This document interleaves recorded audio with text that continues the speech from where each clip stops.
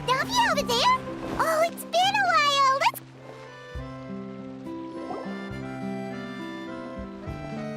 Hey, Navia! What you up to?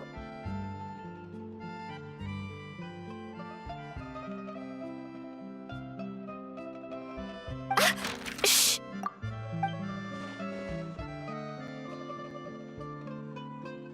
Get lost, Monica!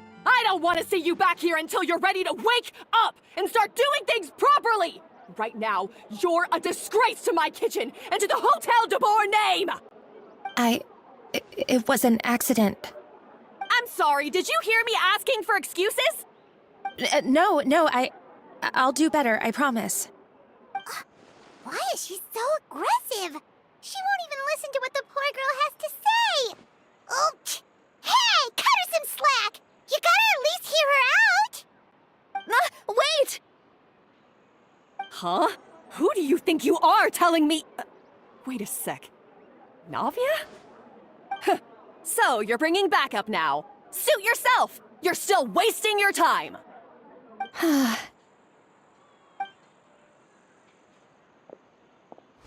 Savannah, is this how you always treat your staff? My staff is right. I'm the one in charge here now. And last time I checked, the Hotel de Boer doesn't take orders from the Spina di Rosula. Of course. How you run your kitchen is none of our business. But when a member of your staff is so overworked he becomes gravely ill, that most definitely is our business. We're going to stand up for him, whether you like it or not. Overworked? I've said it before, and I'll say it again. If Fermon can't handle the job, then tough luck. There are plenty of other capable people I can hire instead. But Philmont can do the job, he just... Monica, back inside, now! Huh? But you said I shouldn't come back until... Just do as you're told, and not another word out of you! Come on, we have work to do! Wow! What a horrible person! Sorry. Looks like I've dragged you into some drama again. Her name is Savannah. She's the new head chef at Hotel de Boer. Ever since she took the job, she's been enforcing a brutal work regime and putting a huge amount of pressure on her staff. One guy was so overworked, he collapsed from illness. He's been bedridden for days, and he can barely even talk properly. I'm sorry. It's all my fault. I don't deserve to be a chef. At his family's request, the Spina di Rosula is trying to mediate on his behalf. We're not exactly making a ton of progress, as you saw. Savannah is adamant that Vermont's exhaustion and illness have nothing to do with her or how she's been running her kitchen. She's refusing to have any kind of meaningful dialogue with her. Our next thought was to talk to the other chefs at the restaurant and get a better idea of their working conditions. But with Savannah watching them like a hawk, and that's why I'm here, doing it the old-fashioned way. Camping out, watching. Oh, shoot! It all makes sense now. Sorry. Paimon should have thunk before she spoke. Did Paimon ruin everything? Oh, no, not at all, Paimon. Honestly, the way she was laying into Monica, someone had to step in. I'm sure I would have piped up if you hadn't. And besides, I don't really think I'm built for espionage. Yeah, meaning it's gonna be all the more difficult to get the inside scoop now. Oh, I might as well head back to the Fleuve Cendre then. We'll need to come up with a whole new game plan. Paimon will join you, 'cause this is kinda... Guys, it's fine. You don't need to worry about it. That said, if you were planning to visit the Fleuve Cendre anyway, let me take you out for a meal. I'll make sure it's a proper feast. A really famous chef just joined the Spina di Rosula's tavern. Her name is... Sorry to interrupt. I just wanted to apologize for the scene you witnessed just now. We shouldn't subject our customers to that. This is a small token from us. It's some candy from Monica. She asked me to make sure it was delivered into your hands. Monica's the one apologizing? Clearly Savannah is the one who owes an apology. Our head chef has been a little highly strung lately. Sorry for everything. All right. Since there's candy, Paimon will drop it. Not the candy. Thank you for understanding. We'll make sure to pass your feedback on to Miss Savannah. A little highly strung, huh?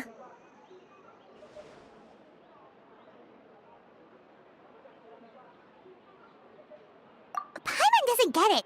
How did someone like her even become head chef? Well, according to Fermat's family, she hasn't always been like this. But that's a story for another time. Let's try this candy. Oh, Paimon totally gets it. Come on, dig in! Huh? Hold on, there's something written on the wrapper. Find Escoffier.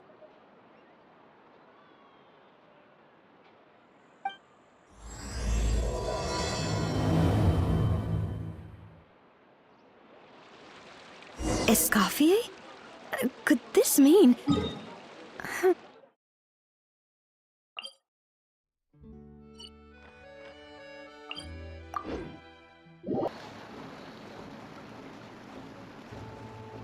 So, who is this Escoffier anyway?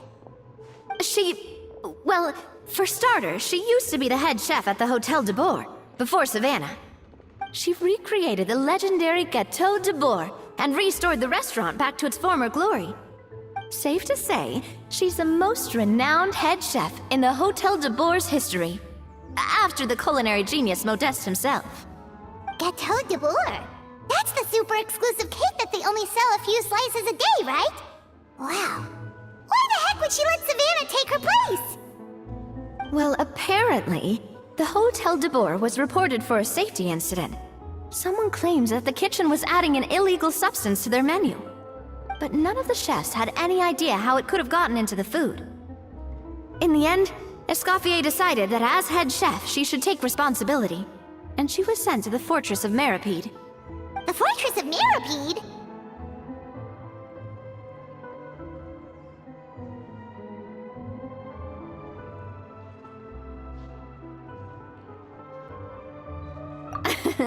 Well, you're right. The quantity of the substance they found was fairly minimal. Even the guards believed the whole thing was probably just an accident. Escoffier didn't have to stay in the fortress for long, but still, by the time she returned, the role of head chef had already passed to Savannah.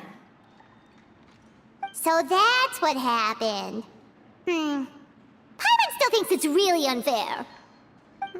Even though Escoffier is no longer head chef at the hotel, she's still well respected by the staff. So, I'm guessing what Monica wants is for us to convince Escoffier to try and negotiate with Savannah on the staff's behalf. Oh, Paimon gets it! Monica wants Escoffier to come back and kick Savannah out. It's simple. If the new head chef is stressing everyone out, then the solution is just get the old one back. Well, about that... You thought cream of mushroom soup was ready to serve after 3.5 minutes on the stove! You'd have had more sense serving hot water with ice cubes. At least then you wouldn't have wasted all this perfectly good cream and mushroom! What do you say, Hilaire? I'm sorry, Cream. I'm sorry, Mushroom. As you can see, Escoffier is that kind of chef as well. You have to leave it on the heat for long enough to allow those flavors a chance to come out. Don't be fooled by the aroma when the water first starts to boil. Got it? Yes, Chef. Then go back and do it again. The customers are still waiting. Remember where you went wrong and don't repeat the same mistake twice.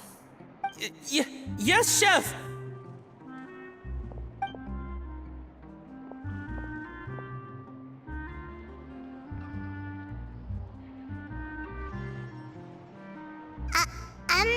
Excuse us, we're... Waiting to be served? Sorry, we're pretty busy. I'm afraid you have to join the line. Oh, no, we're not here to eat. So you're not paying customers? Then I'm afraid the wait will be even longer. It's hard to talk to Escoffier when she's in the zone. Let's take a seat. We can catch up while we wait.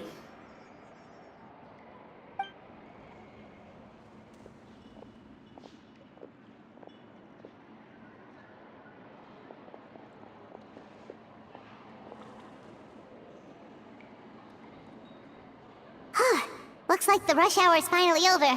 Is it always this busy here? These days, yes.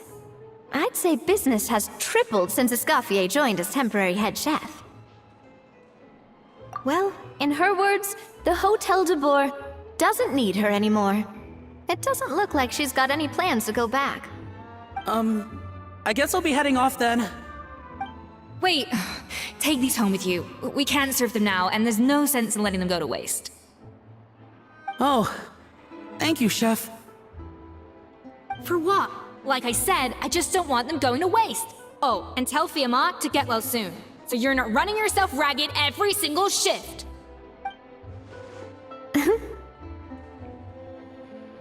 Fiamma. That's the second time we've heard that name. Who is that again? He's the chef that fell ill from stress.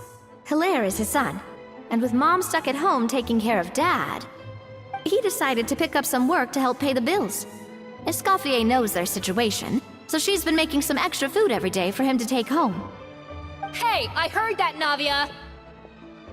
I've told you before, no one's making extra food. Hilaire is making blunders in the kitchen, and I can't serve his failed dishes, so he might as well take them home. Yeah, failed dishes that just so happen to be nutritionally complete every single time.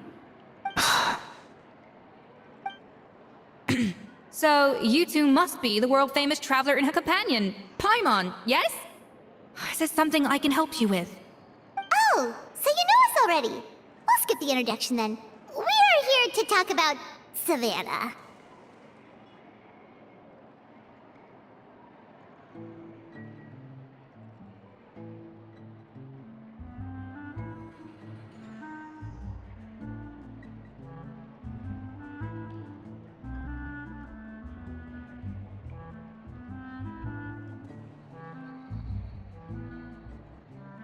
Oh, I certainly am. The Spina's headquarters are right next to the tavern. And I've lost count of the number of times Navi has come to pester me about it. But I don't work for the Hotel de Boer anymore. And being ex-head chef doesn't give me the right to interfere with that business. Besides, I'm the one who persuaded Savannah to take the job in the first place. What? Well, she was a much gentler person back then. A little timid even. She wasn't at all confident that she was the right fit for the role. That's hard to believe. Are we definitely talking about the same Savannah here? Honestly, I do wonder if she's just emulating me. I mean, I'm not the most pleasant head chef to be around either. Anyway, suffice to say that given the history between us, it'll be tricky for me to tell her she's doing her job wrong without coming across like a huge hypocrite. Fiamma and the others probably think that Savannah gets it all from me. I wouldn't be so sure about that, Escoffier. Look at this note we got from Monica. She mentioned me. Whatever shortcomings you feel you have, it looks like Monica still trusts you. As for the others, well, how can you know what they think unless you ask them? Monica. Plus, it's not like we're asking you to storm in there and raise hell. We're only in the initial phase of our investigation. All we're trying to do is get the other chefs to open up to us. Oh, Monica. Oh, Monica! Escoffier? I can't believe her! Powdered sugar is supposed to be applied sparingly. Look at all that on the wrapper. It's thicker than the sole of my shoe. Unbelievable! I won't stand for this. She has to learn. Come on, we're going. Wait, so now she's,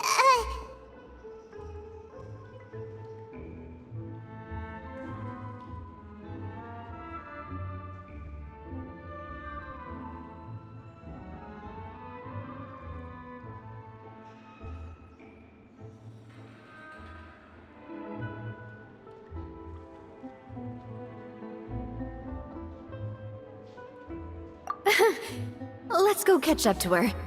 We don't want to keep her waiting.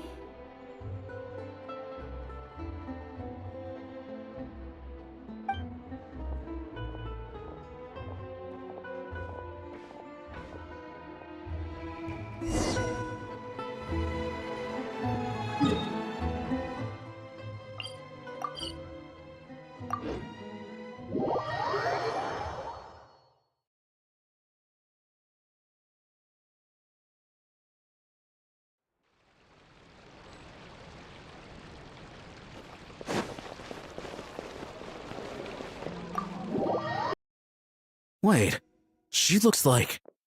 Is that Escoffier? I'm sorry. I'm so sorry.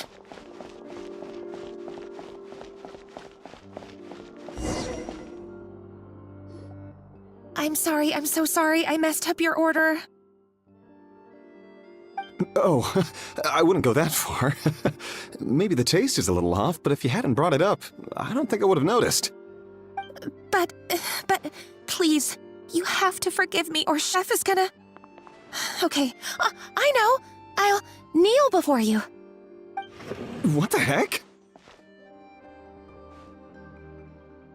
Get up, Monica! Can't you see that you're just making your customer feel more awkward? Escoffier?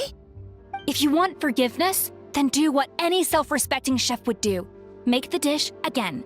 And this time, get it right. You cannot go begging your customers to feel sorry for you.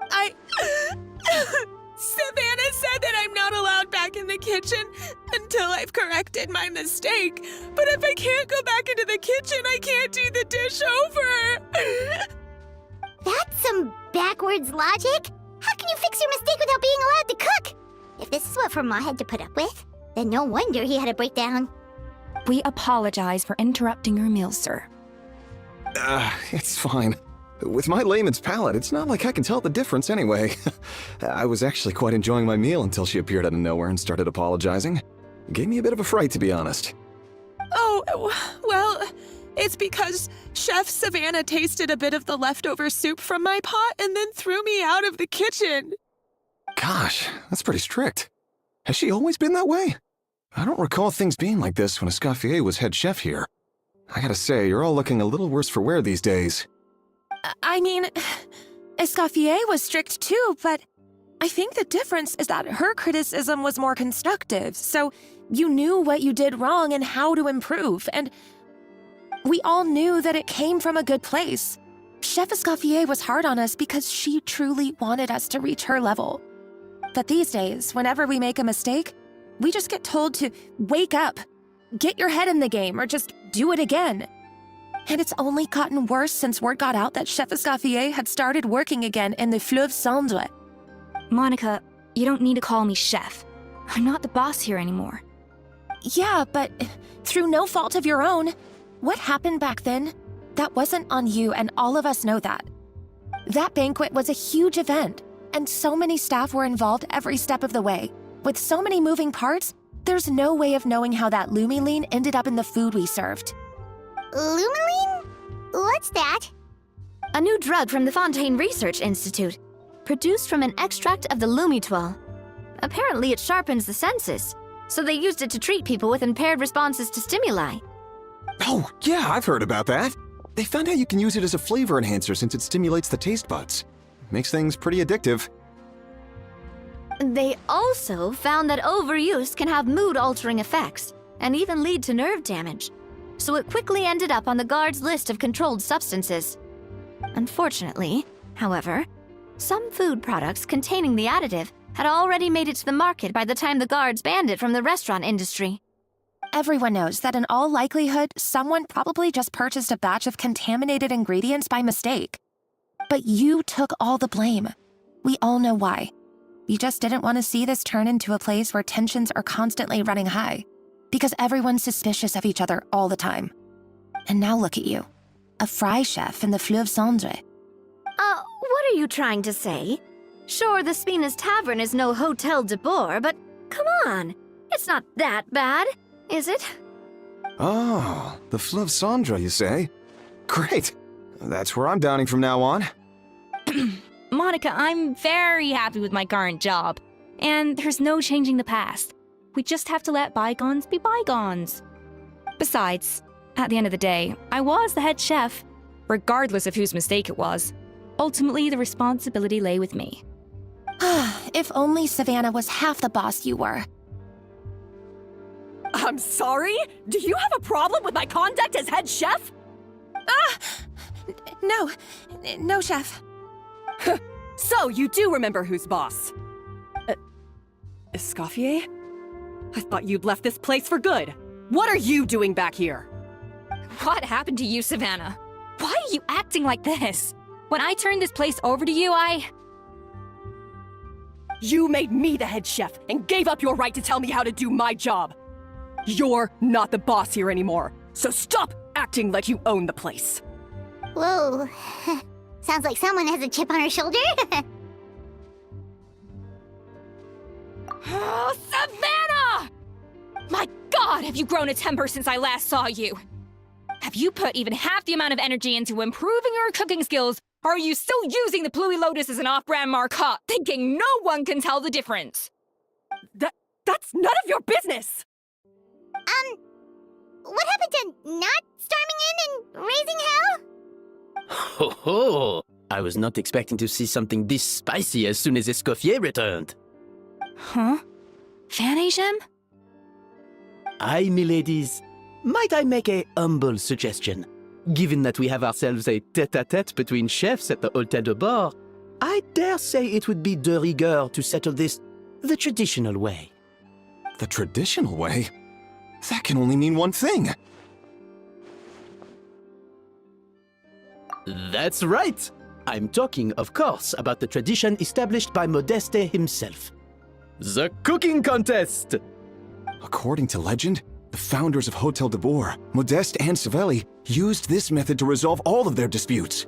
Everything from petty arguments over next week's menu to disagreements over the strategic direction of the restaurant.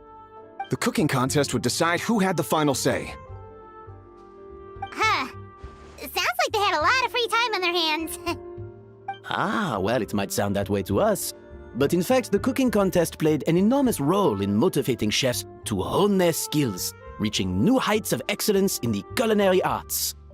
And indeed, the reintroduction of this institution in recent years has surely been instrumental in transforming the Hôtel de Bord into the top-ranking restaurant in Fontaine. Reintroduction? Someone brought it back? Who? What say you, Escoffier? Surely you of all people won't back down from this challenge. It was you who put the rule in place, after all. Sure, I reinstated it, but I'm not a chef at Hôtel de Bord anymore. Isn't this bending the rules a little? I see no issue as long as both sides agree to the terms. We could simply treat it as an exhibition of sorts. Savannah, any objections? Exhibition. Huh. No. If we're going to battle it out, let's put it all on the line. If I lose, it's up to you what happens to me. I don't want anything to happen to you. But if you lose, you hand over the Codex de Bord to me. What? The Codex de Bord? Only the legendary handbook written by the original head chef Modeste. It contains all his secret recipes, including Gâteau de Bord. It's the greatest treasure in Fontaine's culinary world, and only the present and former head chefs of the Hôtel de Bord have the right to read it. Present and former? Wait, but that already includes Savannah, though. What do you want that old thing for? You have your own copy, don't you? Don't take me for a fool. You know perfectly well what I mean. I want your copy, the original version, the one you took with you when you left us. I'm sorry, I must be missing something. You know, there's no difference between the original and the copy, right? They contain the exact same recipes. Stop trying to change the topic. What's wrong, Escoffier? Scared you're gonna lose to me? Or are you scared of me getting my hands on the original codex? Savannah, you may remember that we gave her the original as a parting gift, to thank Escoffier for her years of service. Asking for it back feels a little, Oh, I'm sure it won't be an issue, as long as both sides agree to the terms. Those were your words, weren't they? And as for the contest itself, let's make it a bake-off. Gâteau de bourre, per the recipe in the codex. Well, Escoffier, you against me. Are you in or out?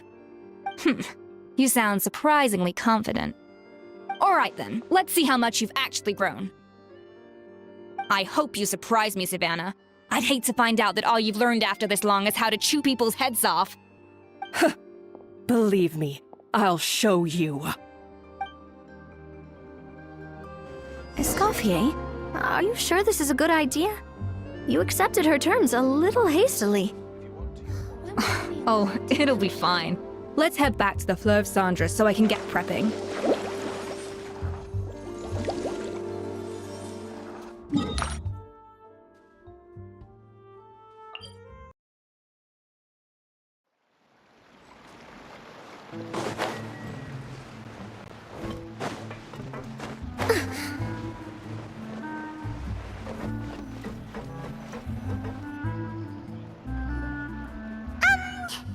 So, this whole bake-off thing kind of came out of nowhere. Was it really sensible to just go along with it? Well, I got a sense that she's holding something back. But we chefs always express ourselves in our cooking. So if she won't talk, this might be the best way to find out what's really going on with her. Huh? Holding back? Sure didn't sound that way to Paimon. Escoffier only picked up on it because she's the same way. Always closed off, never letting you know what she really thinks. That's patently false, at least where your macarons are concerned. I've been nothing but truthful with you about the disgraceful amount of sugar you use. Okay, that's one case where you can keep your thoughts to yourself.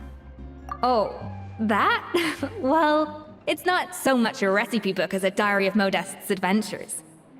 Back in the day, he and his good friend Savelli explored far and wide, partly adventuring, partly looking for new ingredients and developing new recipes. Their creations had an enormous influence on the course of Fontaine cuisine, turning it into a much more vibrant and diverse scene. For instance, legend has it that the original Gâteau de Bourre was made using a special secret ingredient that Modeste discovered on one of his adventures. So rare was the ingredient that they could never make more than 16 slices of the cake per day. But everyone who tried it claimed that it was one of the most blissful and invigorating things they had ever tasted. Modeste and Savelli went on to found the original Hôtel de Bourre, which catapulted them to stardom in Fontaine's culinary world. Especially Modeste. He was hailed as a once-in-a-generation genius, and over time, the recipes from his adventure log became known as the Codex de Bourre.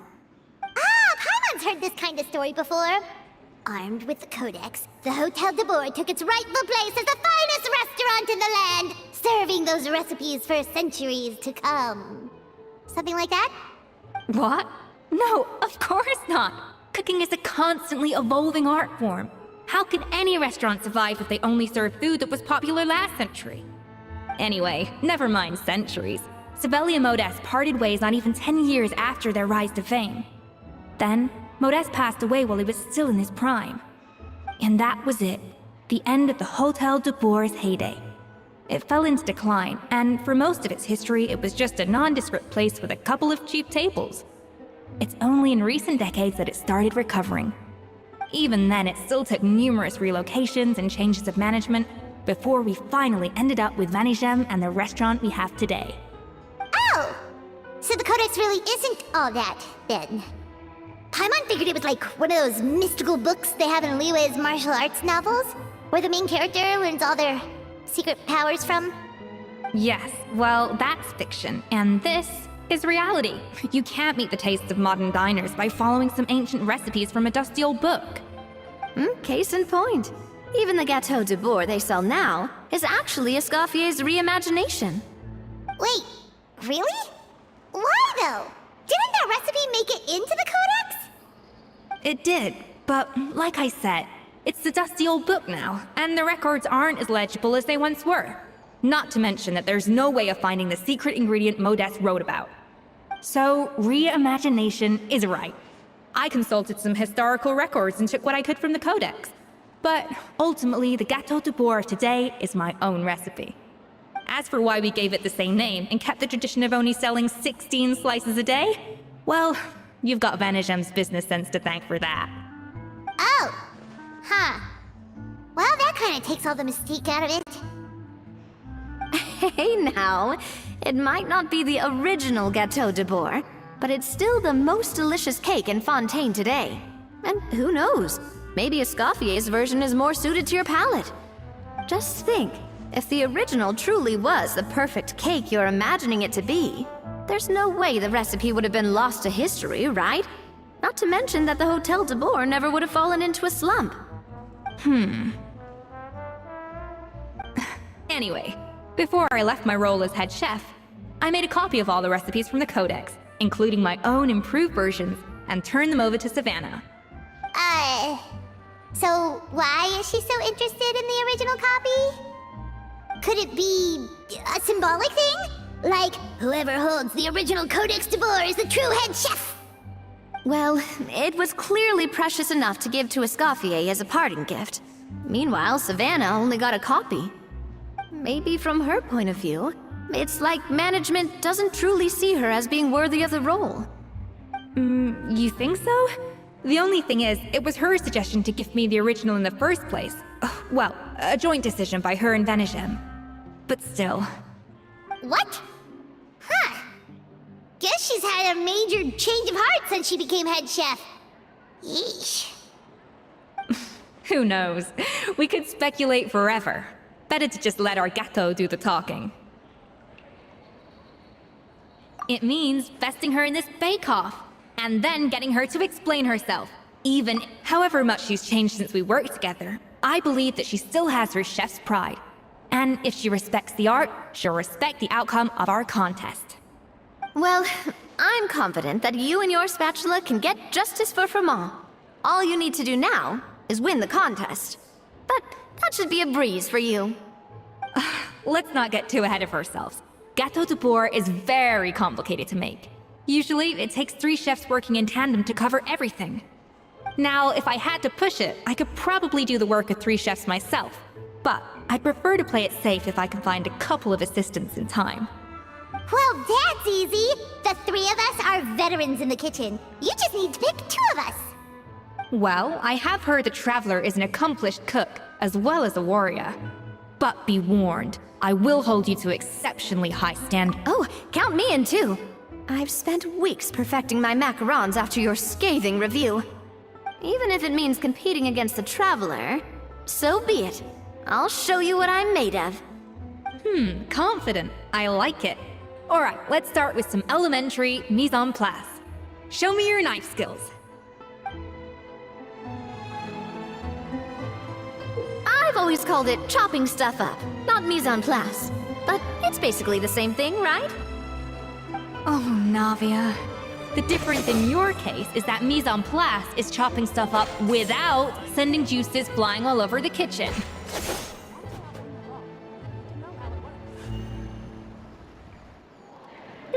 Looks like you found that easier than I expected. Yeah, thankfully it was pretty straightforward in the end. You made it sound like we'd be carving statues out of fruits or something. Well, brace yourself, because the next step is anything but straightforward. I'll be using this cold press to extract flavor compounds from the ingredients. A kind of special food processor I got the Fontaine Research Institute to make for me. It uses cold temperature extraction to isolate the essence of cooking ingredients, which can then be used to flavor dishes more precisely. But this isn't exactly standard kitchen equipment, so that probably didn't make a whole lot of sense. Let me give you a demonstration instead. Custom-made equipment from the Fontaine Research Institute, huh? That's some pretty high-tech food prep. Paimon's never used anything this weird before. Cool! Not weird.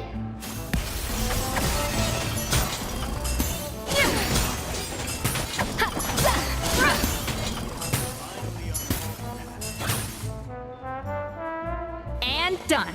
These are the flavor compounds extracted from our ingredients. I processed all the fruit you chopped up earlier. Wow! Even the smell is so much more concentrated. What next? Do we add all this stuff in? Absolutely not! Throwing everything in at once will ruin the balance of flavors. We have to go slowly and carefully to calibrate the exact flavor we want. I'll demonstrate again. Now, watch closely. Slowly and carefully. Not a drop too much, and not a drop too little.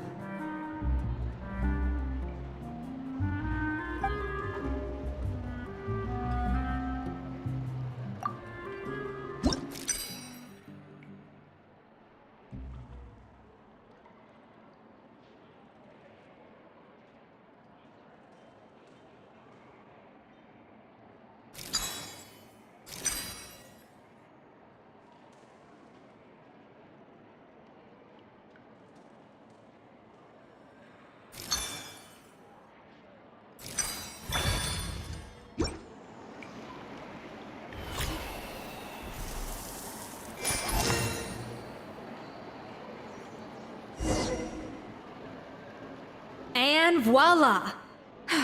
Now it's your turn. Not terrible. Considering this was everyone's first time blending flavor extracts, it could have been worse. But the traveler's work was surprisingly good. Are you sure you've never done this before? You got almost perfect results on your first try. Oh, well, they do say adventurers are multi-talented folks. Now I've seen it firsthand. Alright, now for the part I've been looking forward to. I want each of you to cook something from the Hotel du Bois' current menu. I'll judge your submissions and give you a final score. That's right, the true test of your cooking skills is the finished product. It'll be good practice for the contest itself. Now get to it. Chop chop!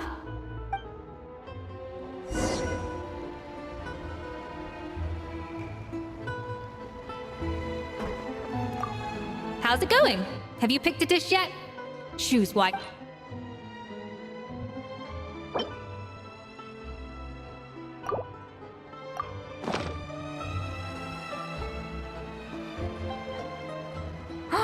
Look at that! With the grace of a snow-winged goose, as I like to say. Now, let the grating commence.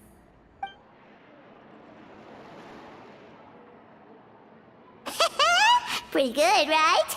Not to brag or anything, but Paimon's a bit of a connoisseur when it comes to la food. 6 points. What? Oh, well, fair enough. Paimon doesn't cook all that often, so as long as it's a pass. That's 6 out of 100. What? You say you're a connoisseur, but it's quite clear from this dish that you have far more experience consuming food than creating it. By that logic, I suppose you think listening to Lady Farina on repeat every day would make you an opera singer. Aww.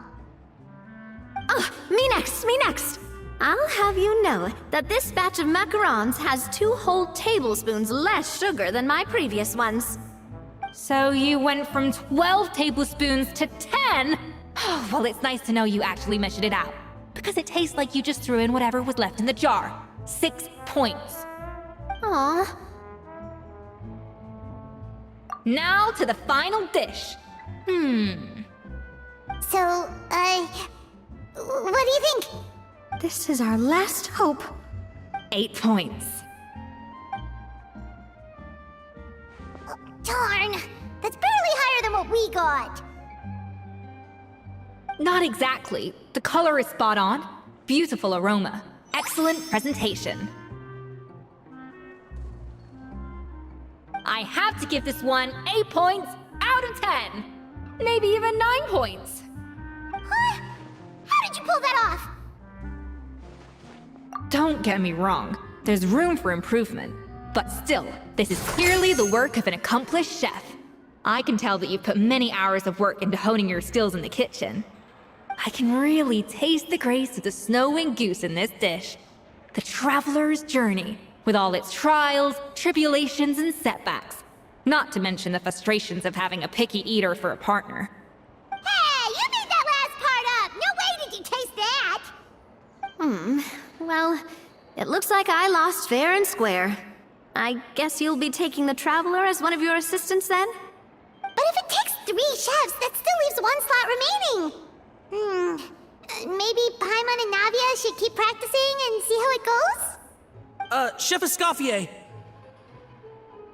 Oh, it's Hilaire. What brings you here? I heard the news about the cooking contest. You're doing Gâteau de Bois, right? I was just wondering if you needed any help. And you think you're up to the task, do you? Oh, no, I know I'm not there yet. It's actually my dad who wanted to help. Firma, last I heard, you could barely get out of bed.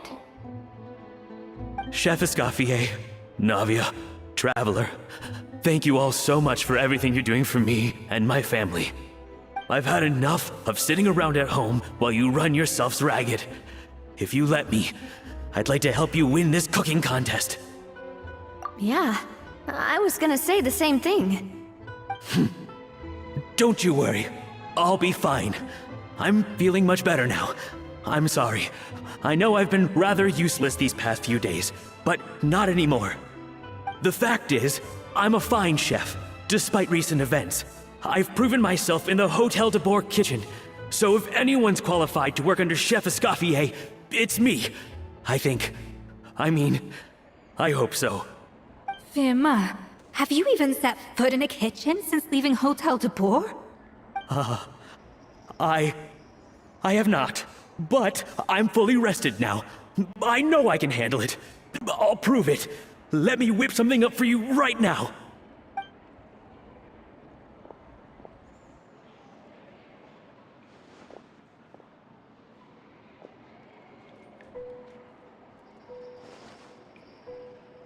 Huh? That's strange. Why are my hands shaking?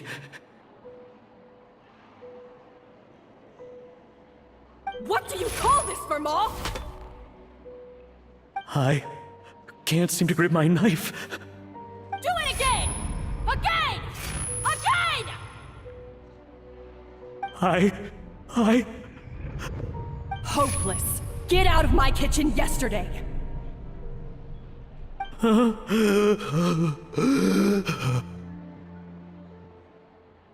Dad, what's wrong?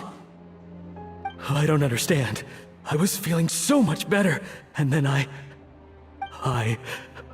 Will I never be able to work in a kitchen again? Dad, talk to me. What happened? I think the real issue here is not physical exhaustion, but psychological trauma. Monica, when did you get here? Probably because you were all concentrating so hard on your cooking. I didn't want to interrupt your flow. But anyway, Firma, I'm so sorry. If only I'd known how serious your situation was, I would have stood up for you sooner. You have nothing to apologize for, Monica. During those long nights of redoing every order, you were the only person who looked out for me. Oh, come on. All I did was make you some tea. I doubt it was much help. Savannah was so ruthless toward you. I probably should have brought you something stronger. She sounds like the worst. All right, another Savannah horror story. Let's hear it.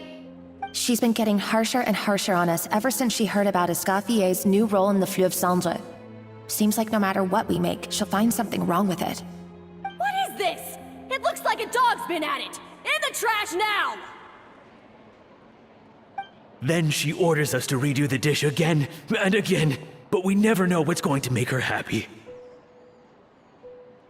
Do it again, do it again, do it again! Every time you remake it, you just get another earful from her. Either straighten yourself out, or get out of my kitchen! So now, it seems like just picking up a kitchen utensil gives me flashbacks of her yelling at me. Oh man, that must be awful. The more I want to get it perfect, the more my hands shake, and the more scared I am of making another mistake. How can you give up so easily, Firma? You weren't a quitter when you were working for me. And even under Savannah, you talk about working late into the night trying to perfect your dishes. That says to me that you still hadn't lost that determination to prove yourself. What changed? My I don't know what's come over me. When I think back, I just remember feeling like my heart and my hands were growing heavier and heavier as the shift went on. Each time I had to redo a dish, my heart sank a little further. Maybe Savannah was right. Maybe I am just hopeless at this. Dad. I see. Well, it sounds like there are some deep issues at work here. Ones that won't be resolved by merely seeking compensation. I will win this contest, and after that, I encourage you to approach Savannah and talk this out. But what if you can't find another assistant in time? Clearly, I'm in no state to help out. You think being one person short will ruin my chances? Let's not forget, I taught you and her everything you know. Even if I had to go it alone, I would present the perfect gâteau.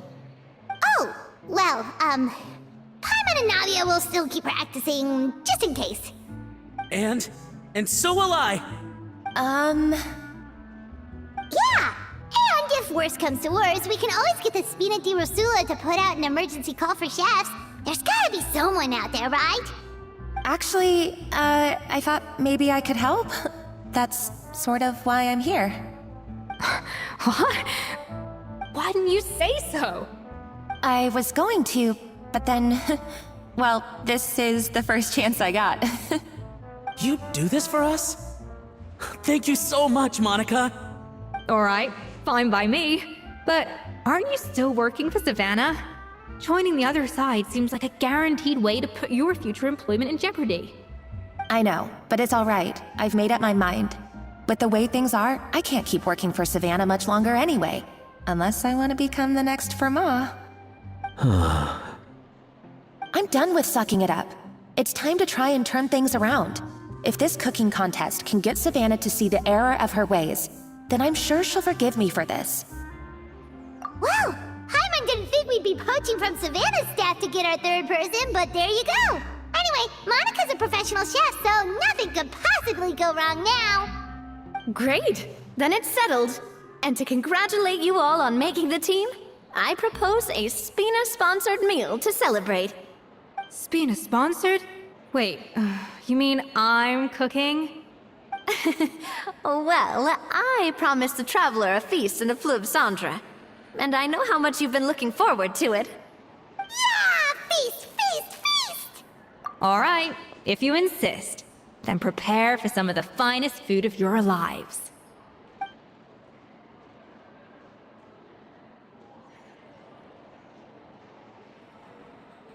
That's not a bad idea, actually. Wait, hold on. You need to finesse that further.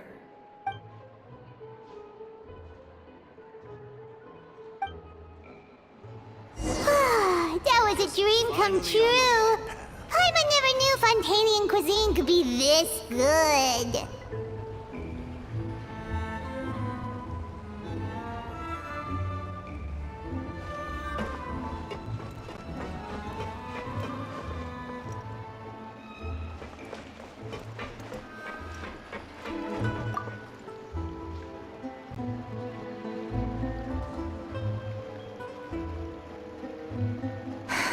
Why, Savannah? Why? Oh, nothing. I was just flicking through the original Codex de Boer. I wanted to see if there was anything I'm missing. Something I hadn't noticed before. That might explain why Savannah's so desperate to get her hands on it.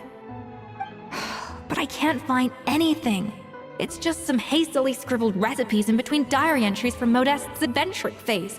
And most of it's not even legible anymore. The copy I gave her not only has all the recipes in full, but even includes my own private tips and notes from years of experience. Surely that's infinitely more useful than this old thing. Yeah, maybe. Still, it's just hard for me to imagine that the Savannah I knew would go to all this effort just to make a point. We were. At least I always thought we were. She was a little shy, but meticulous with everything and everyone she dealt with. She made a few mistakes here and there, but she was quick to correct them whenever they were pointed out. And she was always striving to improve as a chef. Those qualities are why I recommended her to replace me as head chef.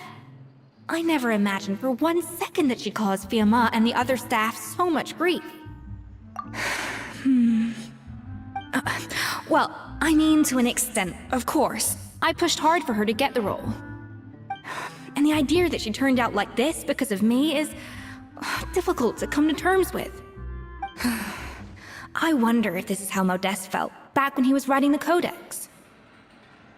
Yes, with his good friend and co-founder of the Hotel de Bourg, Savelli. The story goes that after Modeste unveiled his Gâteau de Bourg and was hailed as a culinary genius, he was admired and adored by all. But his newfound fame slowly drove him and Savelli apart. Unlike Modeste, whose every new creation was an instant hit, Savelli seemed to face setbacks at every turn. Doors that would swing wide open for Modeste would shut in Savelli's face.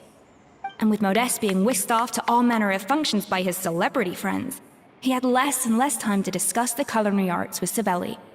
People started gossiping about Savelli, and their relationship between the two gradually soured. Everything came to an abrupt end when Modeste, still in the prime of his life and still hailed as a genius, suddenly died from an acute illness. And that was it. They neither had a decisive split, nor got the chance to properly reconcile. Their story just came to an end.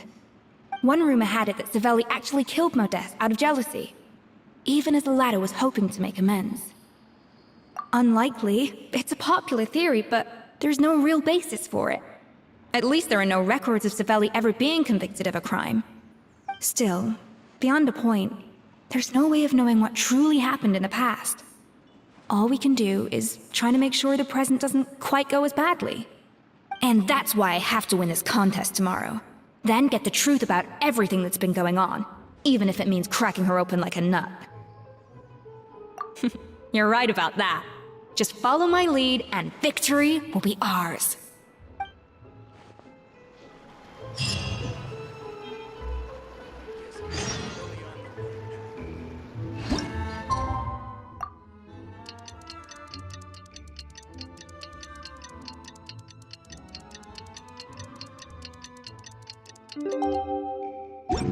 It's Cooking Contest Day! To the Hotel de Bourg! Tout de suite!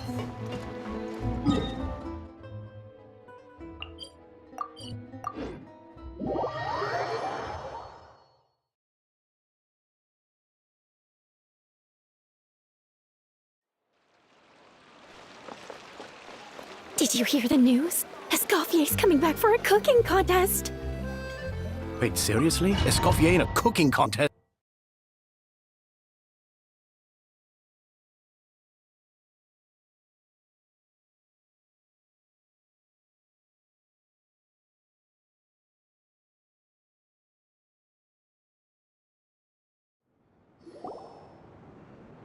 Mesdames et messieurs, welcome one and all to the Hôtel de Bourg and to this most exciting of cooking contests. Savannah, I brought the original copy of the Codex you asked for. Monica? Huh. In the interests of fairness, this contest will be conducted in a double-blind format. Once the dishes are complete, they will be sent to the back of the kitchen where they'll each receive a label.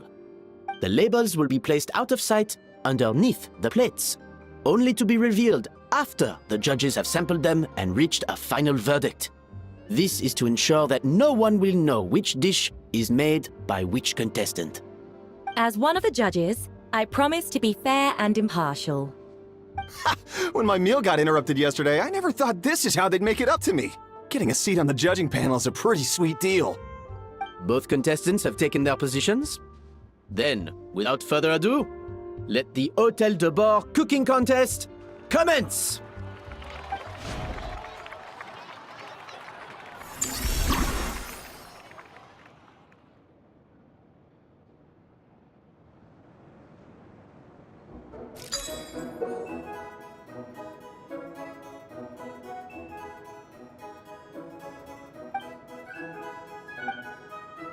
Monica, even the best chef in the world can't flavor their food without prepping the flavoring, right? Alphonse, Gaspar, get to work! Do not disappoint me. Looks like our two head chefs are raring to go. Like an oven on full blast, this competition is quickly heating up.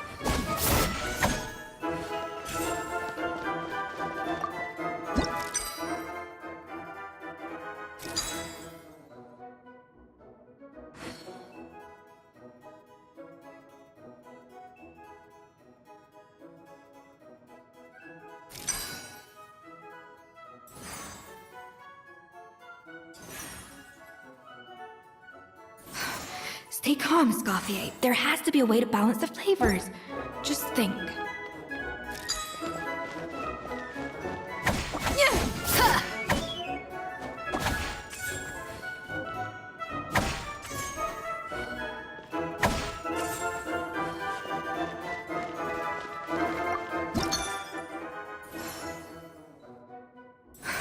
What are you doing, Escoffier? Your team's waiting on you.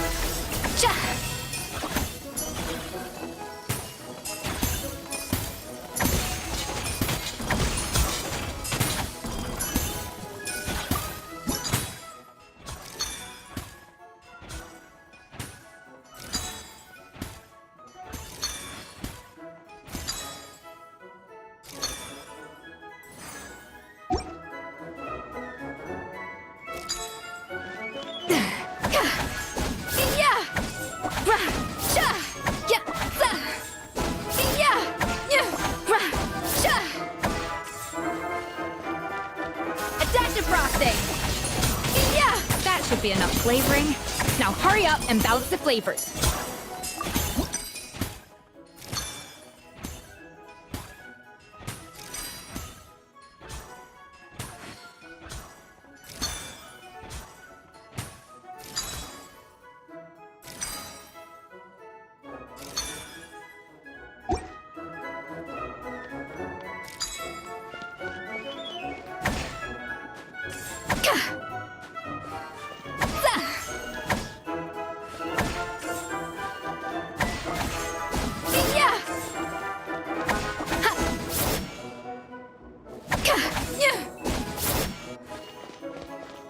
To the breather.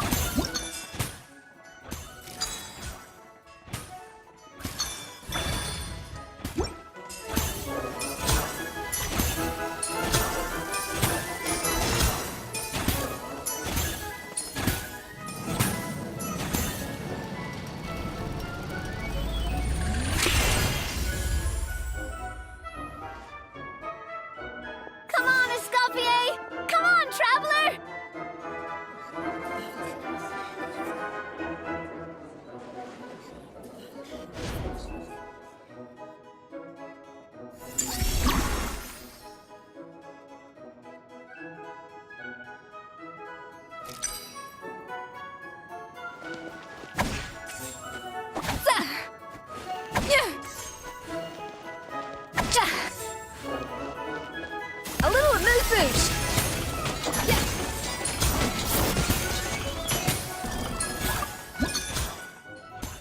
The balance of flavors is about right, but the quantity is too low.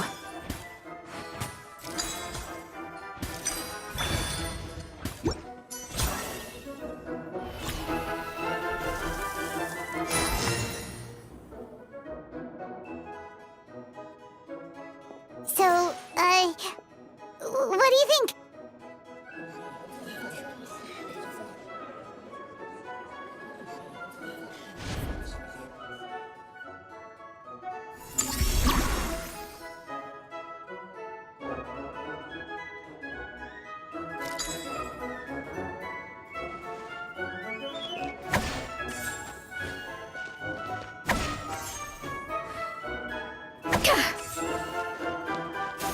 Escoffier is already on the final step of the recipe. Let's check on...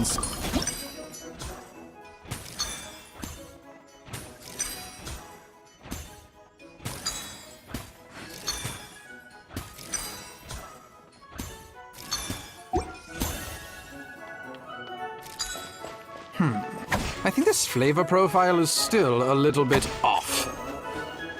Enough! Oh, useless! Both of you! Make like an egg and beat it!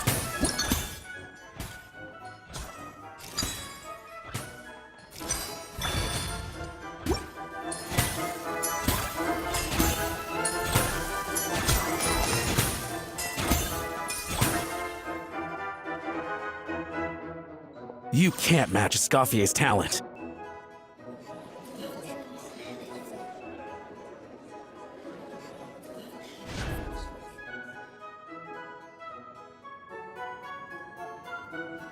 I present to you Gâteau de Bourg.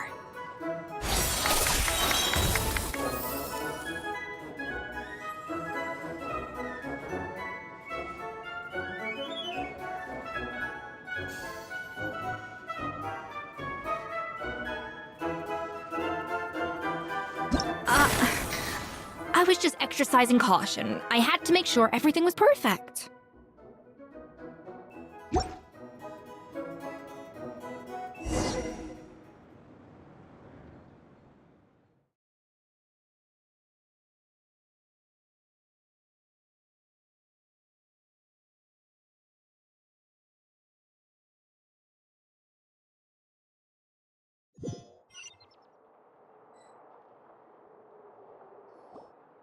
Time's up!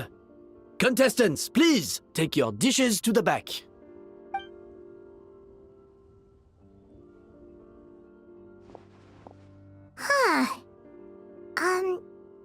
That guy was right.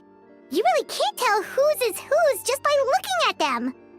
We both made the same dish after all. For all her flaws, Savannah's a talented chef who earned my recommendation for good reason. She wouldn't screw up something as elementary as the cake's appearance. Whoa! This is really rather good. Wonderfully soft and fluffy. Beautifully sweet. This is a masterclass in how to make Gâteau de Bourg. I would give this one at least 9.9 out of 10! Only because there's something about the flavor of the base. It's just a little different from the recipe I'm used to. Huh? Really? I couldn't tell.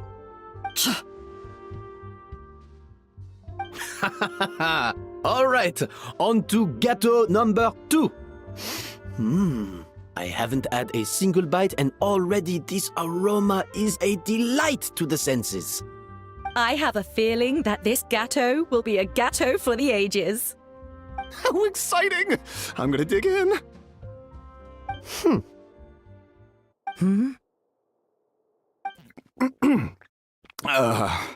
I think maybe someone got a little carried away when they were adding the sugar.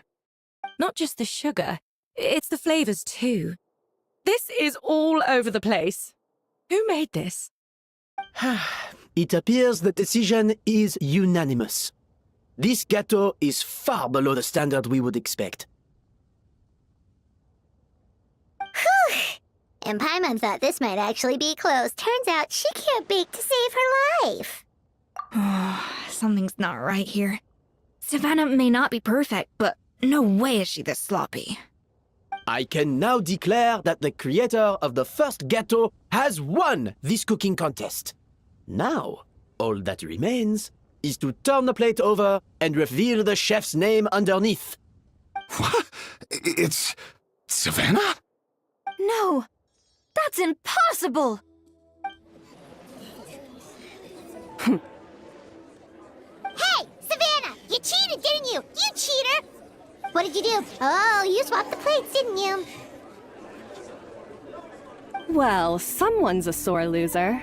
These cakes went from the oven to the judge's table without me ever laying a finger on them, and everyone here can attest to that. It was Vanishem's staff who labeled them in the kitchen. If you're looking to accuse someone, why don't you start with them? Isn't it more likely that Escoffier's lost her edge? Oh, or maybe her assistants let the team down. You take that back!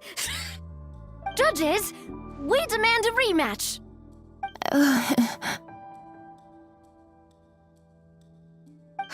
That's enough! What's done is done. As head chef, or rather as team lead, I take responsibility for the dish I served. Whatever went wrong and however it happened, I should have spotted it.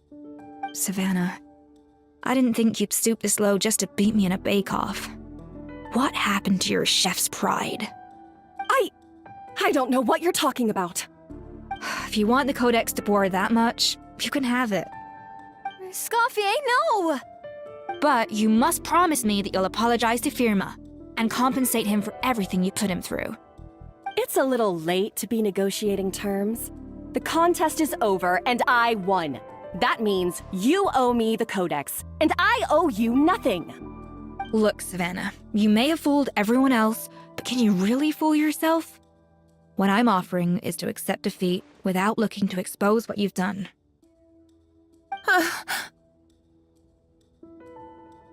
But only on the condition that you promise to stop putting so much pressure on your staff. Fine. I'll treat this as your final handover of duties from one head chef to the next. So, will that be all, ex-head chef? Or is there any other unfinished business you'd like to leave in my hands? I didn't mean that to be a scolding from your former boss, just a word of advice from a fellow chef and a friend. But I don't know if you're even open to input from other people anymore. I know what I'm doing. I don't need your advice. All right, fine. I'm glad to hear it.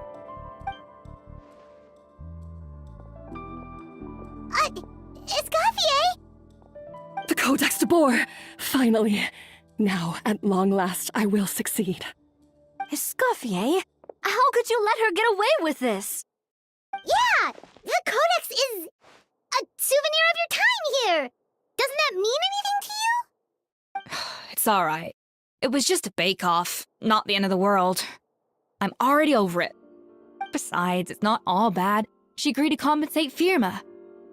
That's mission accomplished for the Spina.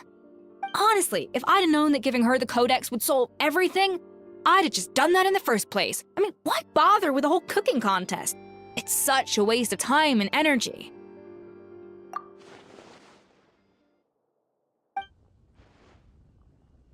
No. No! This doesn't make any sense! Huh? That's it? No secrets, no nothing? I don't believe it! This can't be happening. Oh, Chef Savannah! Savannah?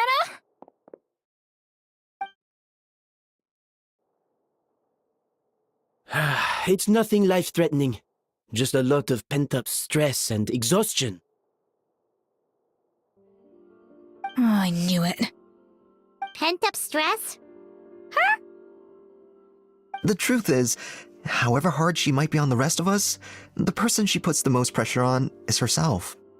Yes, there are nights when she makes us redo things over and over into the wee hours. But for her, it's every night. She'll hide herself away in the kitchen, working on new techniques and recipes, and only realize how long she's been at it when we come to work the following morning. But why? Why would she do that? Our best guess is she doesn't want to be seen as less of a chef than Escoffier. And there it is. Even so, that's no excuse for taking her anger out on the rest of you. Yeah, and it's definitely no excuse for cheating in the cooking contest. About that, we honestly have no idea how she did it. We were focused on our own work the whole time, like she asked. Leone and Algalia were the ones I tasked with labeling the cakes. I've already spoken to them both. They're at a loss to explain it too. Not to worry. Come on, join me downstairs. I'll interrogate the guilty gâteau myself.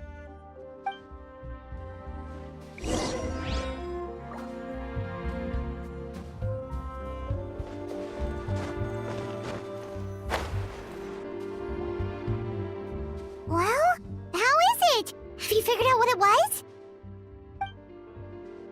Oh, this is aggravated assault on my palate. I'd rather eat wet cement than this. Is it really that bad? I made sure to taste test it before it was served.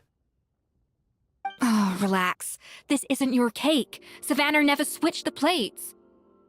The offending flavors are coming from in between the icing and the cake base, which means someone tampered with it while it was being made. Or in other words, we have a traitor in our midst.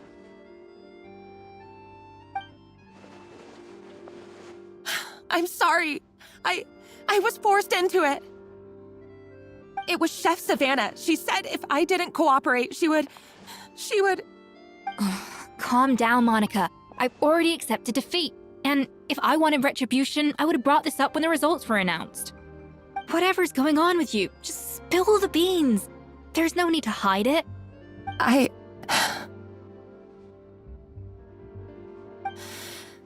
I was the one who caused the food safety incident that one time. Food safety? Wait, you mean the Lumaline incident? So you procured the contaminated ingredients? I think so. Savannah and I were on procurement that day. I didn't check everything as well as I should have, and so I let contaminated ingredients make it into the kitchen. But I swear I didn't do it on purpose. I had no idea there was an issue with them, and I didn't know it would end up with Escoffier going to jail. But the last thing I expected was for Savannah to use it as leverage to blackmail me with... This is crazy! So Savannah pressured you into sabotaging Escoffier's cake by threatening to expose your secret if you didn't? I know, it's terrible. I'm so sorry. I was so scared. The thought of Chef Escoffier finding out that I put her in jail, it made me freeze up with fear. I thought Escoffier would hate my guts if she ever found out, and yet somehow that's ended up in me doing something even worse.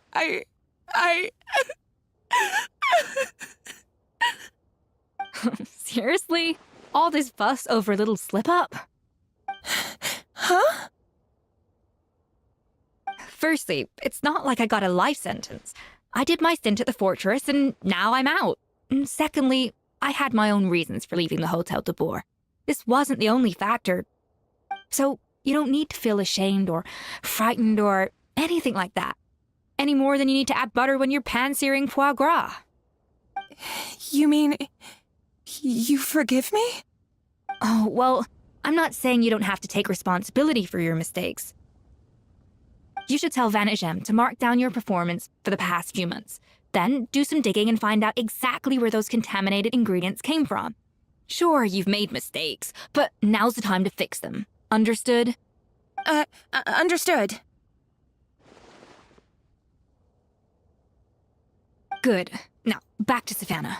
What about the original codex would compel her to resort to blackmail? I have my suspicions. Not that I've got any proof to back them up, though. Ugh. What happened to me? I've overheard some customers murmuring about how the Hotel de Boer hasn't been the same since Escoffier left. They think our menu doesn't taste like it used to, especially our signature items. Now that you mention it, I noticed it during the contest too. I couldn't put my finger on it, but the flavor seems subtly different from how it used to be. But the difference was so small, I'm sure no one would notice it besides our most loyal customers and true dessert connoisseurs. Still, as head chef, it's easy to see why Savannah would get so hung up on it. So many times I've seen her make the cake base over and over again, late into the night, determined to match Escoffier's version. But something's always slightly off every time. Yeah, I've noticed that too. Never really gave it much thought, though. Thinking back on it now, it's clear that Savannah's been in a downward spiral ever since Escoffier left. She wants to prove that she can fill Escoffier's shoes. That's gotta be the reason. But after countless setbacks, she's getting more and more unhinged. And at some point along the way, she switched from doubting herself to doubting Escoffier. Doubting Escoffier? For what? Yeah, it would explain why she was bent on getting the original at any cost. She must have thought Escoffier purposely omitted key details from her recipes when she copied them out. Also, she could retain her place as the #1 chef in Fontaine, the only one privy to all the secrets of the trade. Oh, for goodness sake, what a stupid idea. Of course. Then she finally got the codex only to discover that the secret recipes she's been pining for don't exist at all.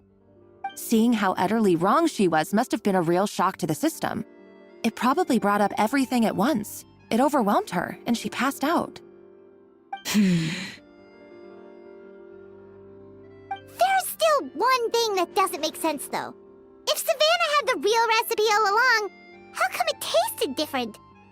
She might not be on the same level as Escoffier, but surely after like 50 attempts, she'd get it right one of those times. You'd think so, but geniuses like Escoffier are in a league of their own.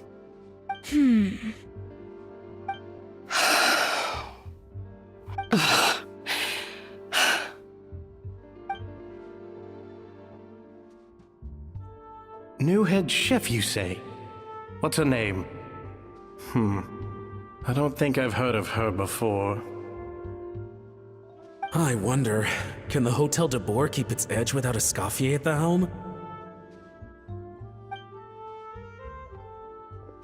This tastes different from last time.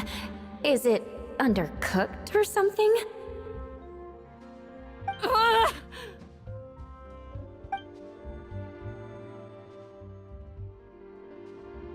Take this. It's a copy of the Codex de Boer. From now on, you will be its keeper.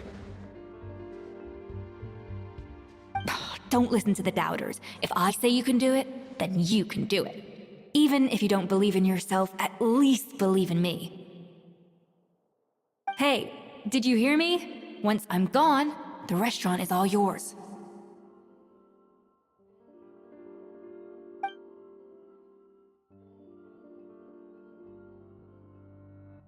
All this time, I've been blaming other people, but maybe I'm the problem.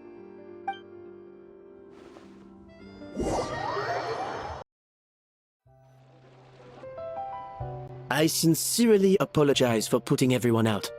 Savannah's awake now, but I don't think she's ready to speak to anyone yet. Let's give her the day to calm down. I'm sure you'll have the chance to talk everything out tomorrow.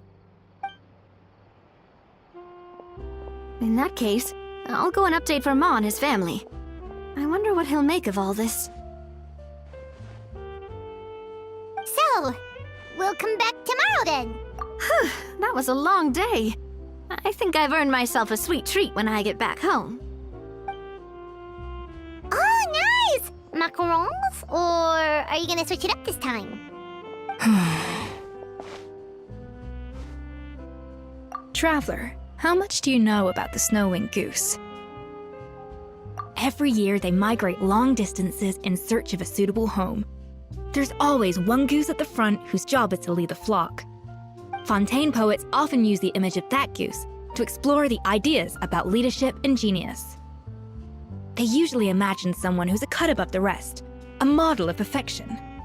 But what those poets don't know is that during a migration, the lead goose is always changing. Once the lead goose shows signs of fatigue, it retreats to the back of the flock and allows another goose to take its place. So the truth is that leadership, with all the responsibilities and pressures that come with it, it's something that everyone takes turns at. But we humans completely miss that fact when we project our own ideas about social hierarchies onto them. I guess what I'm saying is, I don't buy into this notion that there's some sort of gulf between normal and genius. Cooking is a science, not magic. Given the same ingredients, same recipe, and same environment, I see no reason why two different people shouldn't be able to create the exact same dish. Of course, some people have a more sensitive palate than others, and some people are just born bolder or more conscientious. But these are all variables that can be accounted for with time and practice. I'd have no reason to expect so much from others if I believe that perfection can only come from the hands of a genius. The only reason I hold people to high standards is because, well, I believe they're capable of greatness. Okay, I've made up my mind. I'm gonna get to the bottom of why Savannah failed. And come tomorrow, I'll give her the scolding of her life, pointing out all the mistakes she's made along the way. Then she'll finally see the error of her ways.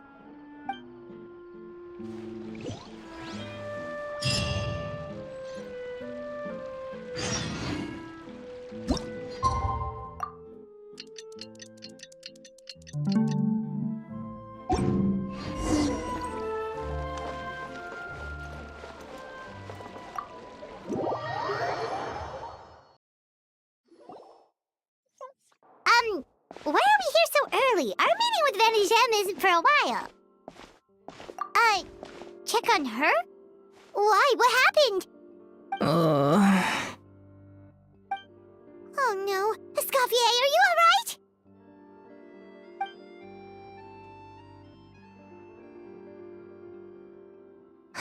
I'm fine. Just need to get some more coffee in me. Huh? What happened to my coffee? Did I really drink it all? Alright. Thanks. I appreciate it.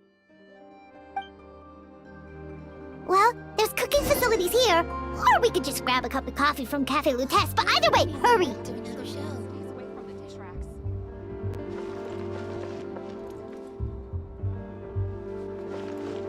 Me and Lynette do another show.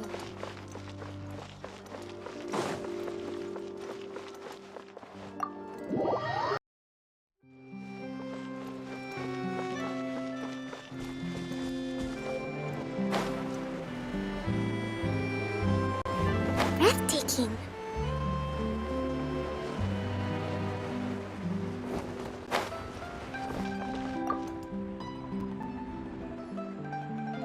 Hello, what can I get for you? Sure thing, we're here to go. Huh? Oh, I see. First cup of the season. Yeah, I get it.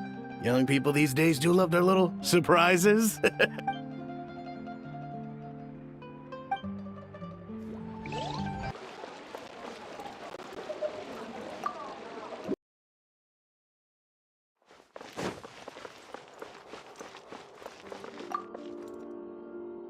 Coffee.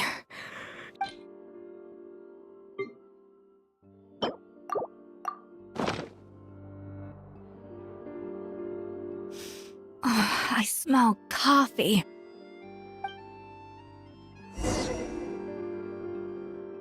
I feel much better now. Thank you so much, Traveler and Paimon. Glad to hear it, but make sure to catch up in your sleep when you get the chance. I think I figured out where the problem lies. Honestly, it's ridiculous. I don't know whether to laugh or cry. Wait, what investigation? What are you guys talking about? I'll save it for when everyone else gets here. It's so stupidly small, I can't believe it's caused so much drama. Yes, except my failures were stepping stones to success. Escoffier, have you seen Savannah? Huh? No, not since yesterday. Why? What's wrong? After seeing her home yesterday, we were all a little concerned about how she was doing. So, I dropped by her place early this morning to check on her. Only to find an empty house with the doors wide open.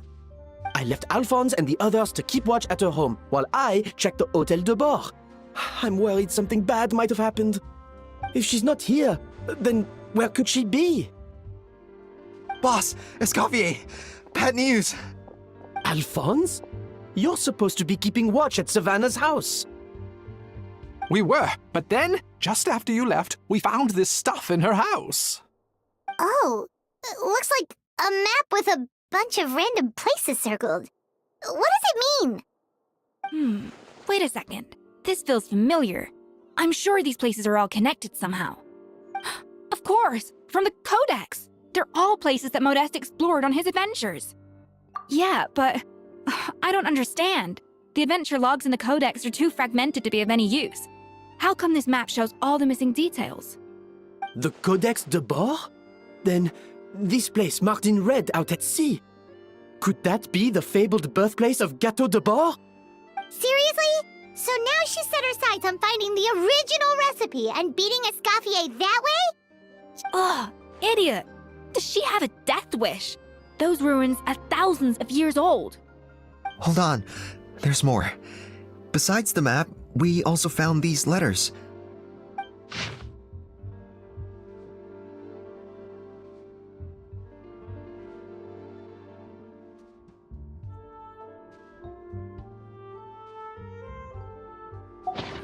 It was you. You let the Lumaline through, didn't you? It sounds like a threat letter. Does this mean that Savannah was responsible for the safety incident? And not Monica after all? Retrieve the Codex by any means necessary. So the cooking contest and the cheating. Someone else was behind her pulling the strings? She's keeping the true recipe to herself. Ugh, this is all such a mess. Paimon needs a second to process this. First, we thought that Savannah forced Monica to cheat in the cooking contest. But now, it turns out that someone else forced Savannah to force Monica to cheat?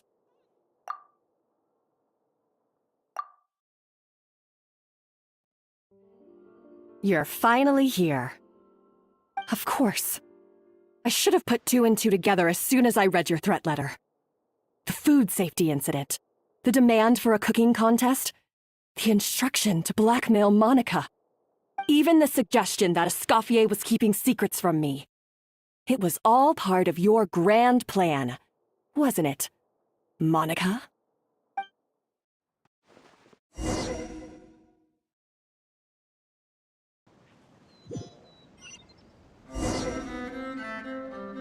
We should be getting close to the spot marked on the map.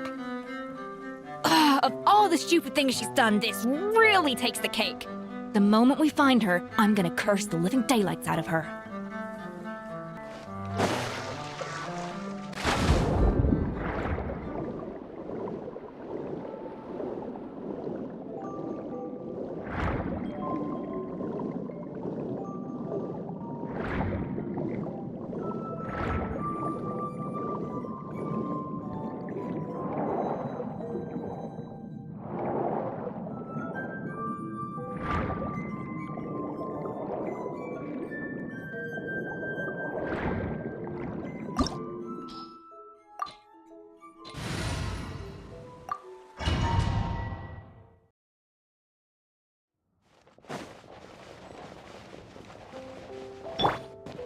Let's go!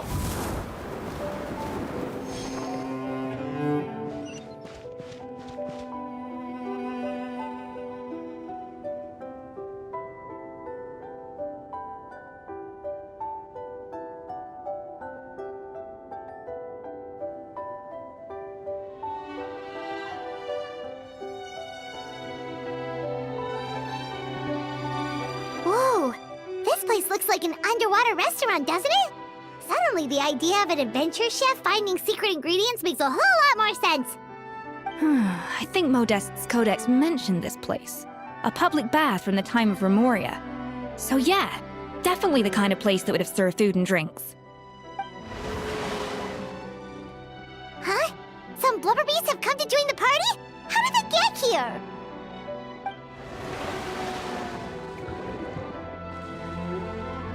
Oh, they ran off! That could be easier said than done. Something's blocking the entrance. Well, Did Modeste mention it in his adventure logs by any chance? They must have... Good point. Yes, that's right. It's coming back to me now.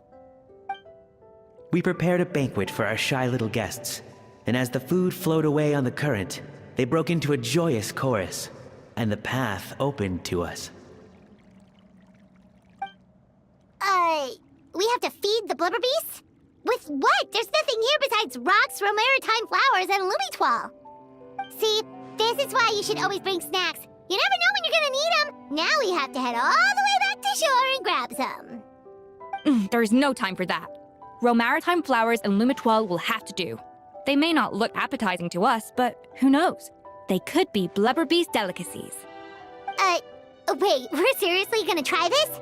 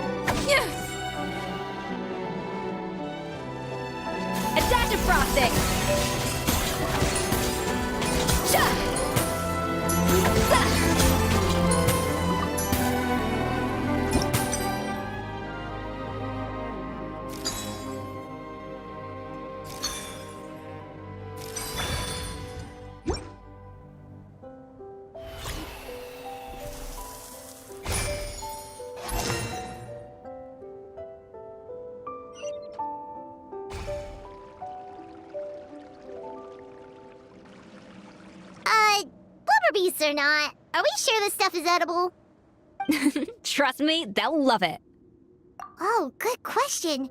If we try to put them in the pool, we'll probably just scare them off again, and who knows how long they'll be gone. Yes, we can't afford to wait for them to double back. Oh, what was it that Modeste said again? Something about the food flowing away on the current.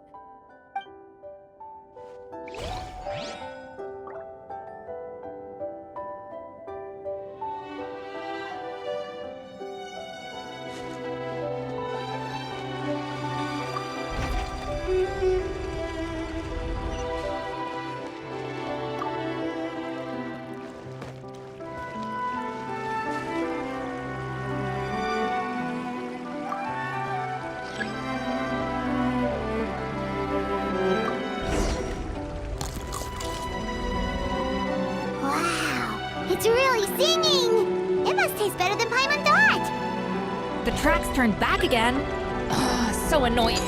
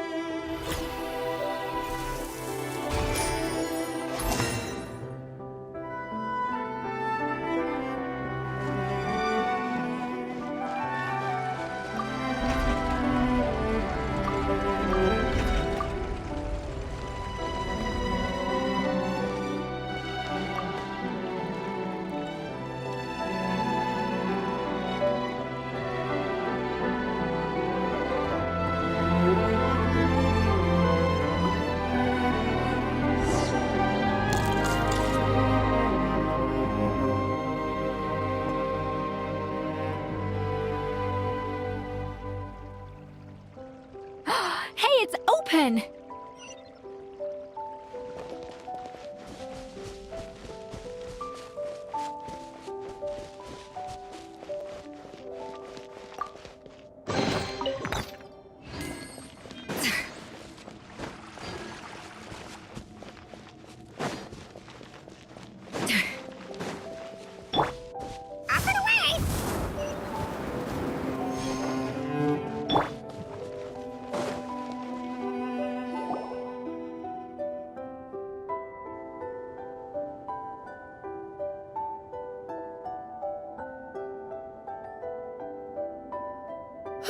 Hey, give me your water. Here. I said your water, the one you just drank out of? Sure.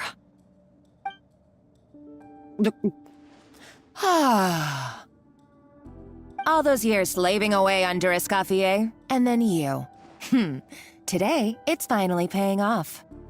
Not only have I found the ruin that Savelli kept hidden, but I also get to boss you around like my little lapdog.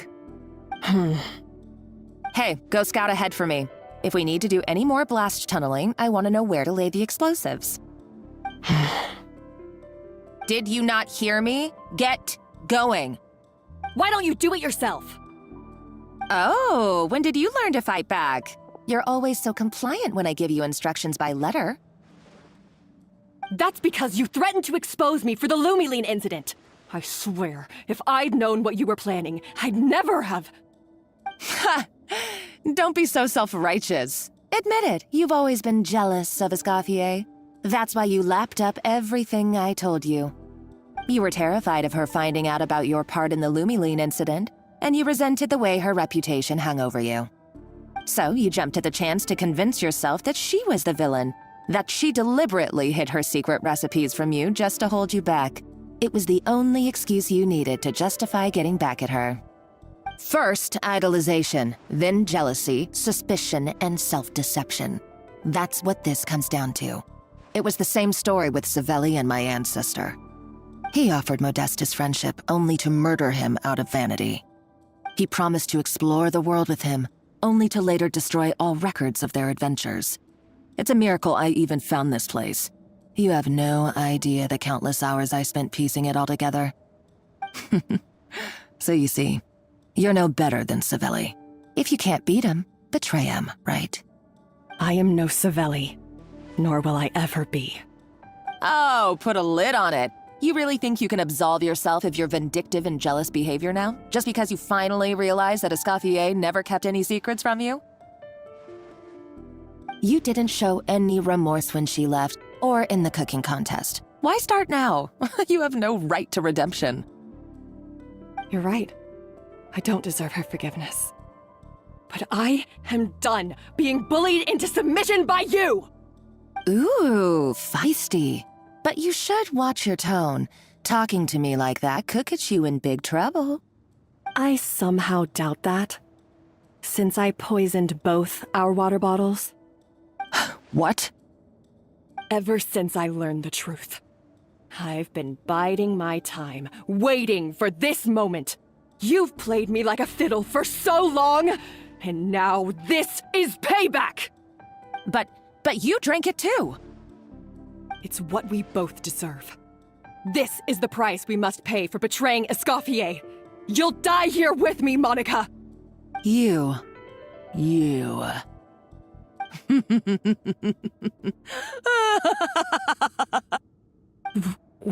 What's so funny?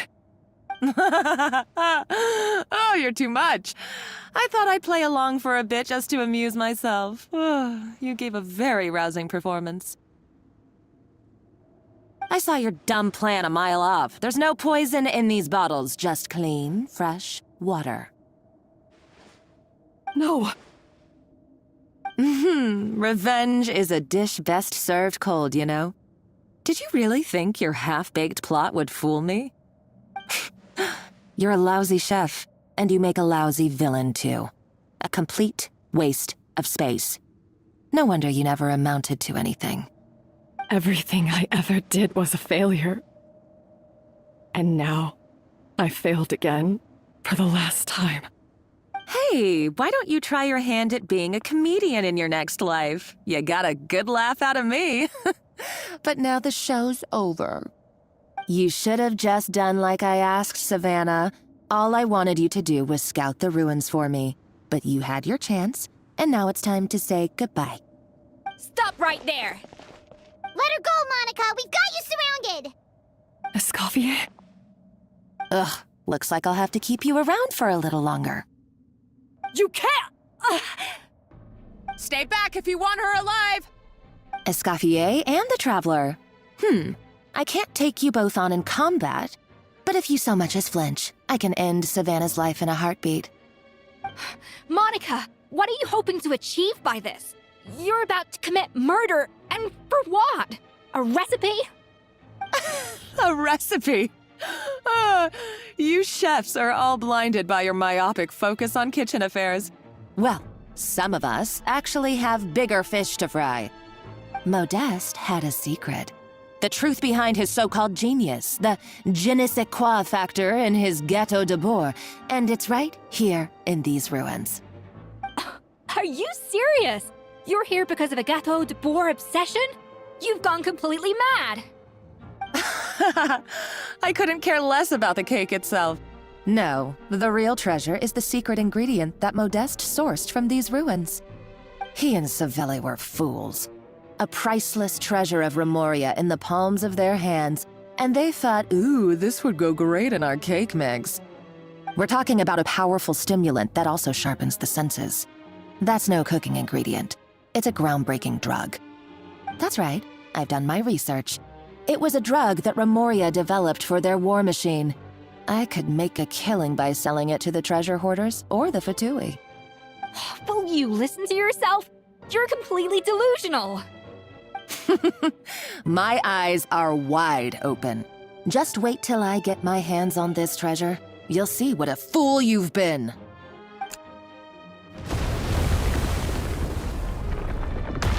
Wait, what's that sound? Just when I thought she couldn't get any crazier. She's lucky the whole place didn't collapse. Uh-oh, Savannah's going too! Monica must have taken her. Oh, what a coward. She's only taken her hostage because she knows that she's no match for you. That's true. Even if she finds the treasure, she'll need Savannah alive if she wants to get out of here in one piece. Oh, well, our path's been blocked, so let's look for another route.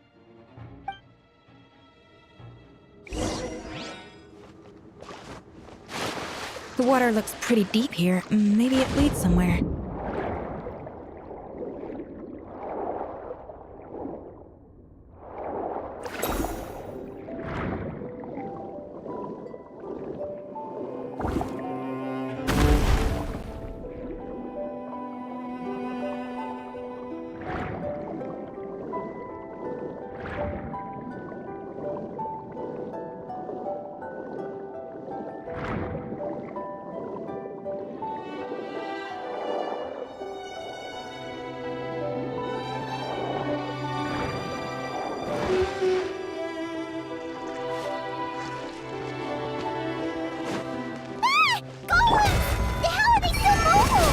They were probably awakened by the explosion just now.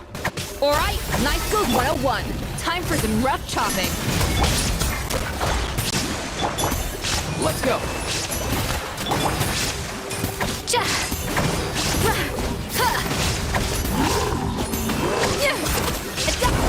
The audacity! Immerse the flavor! There is no escape! A new moon rises. Surge.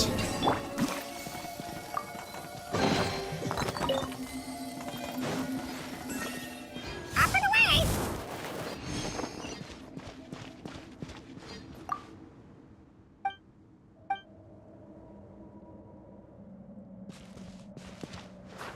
Mind the wind.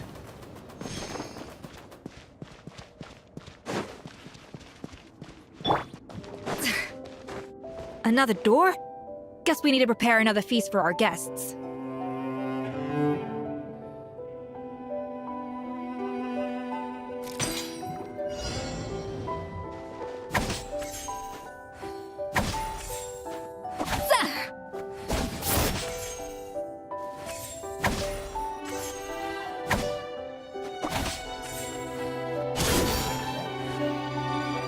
Onto the freezer!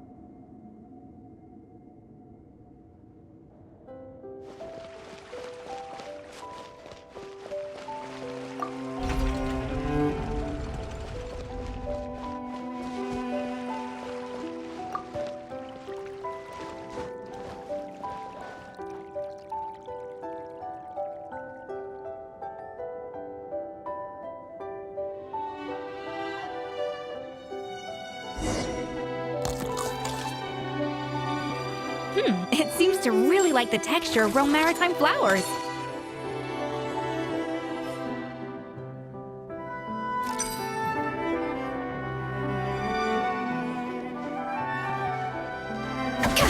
A dash of frosting!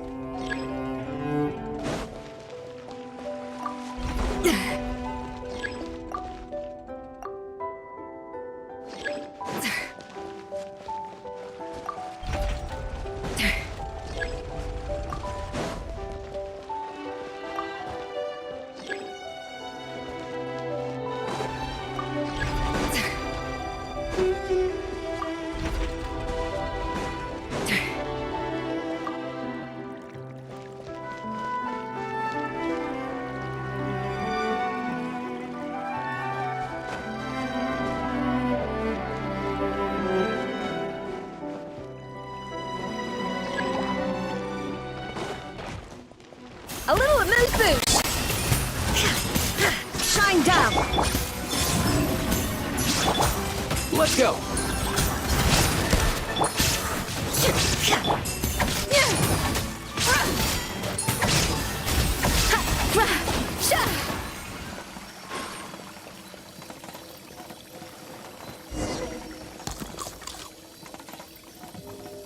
I never knew you could process Limitwall like that.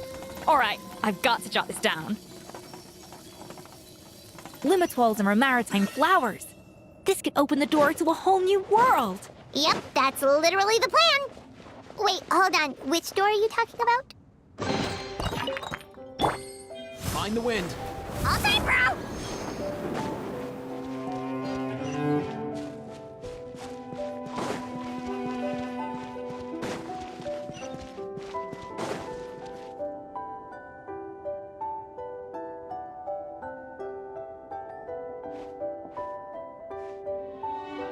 That's strange.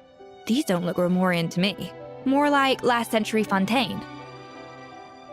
Adventurers from last century Fontaine, huh?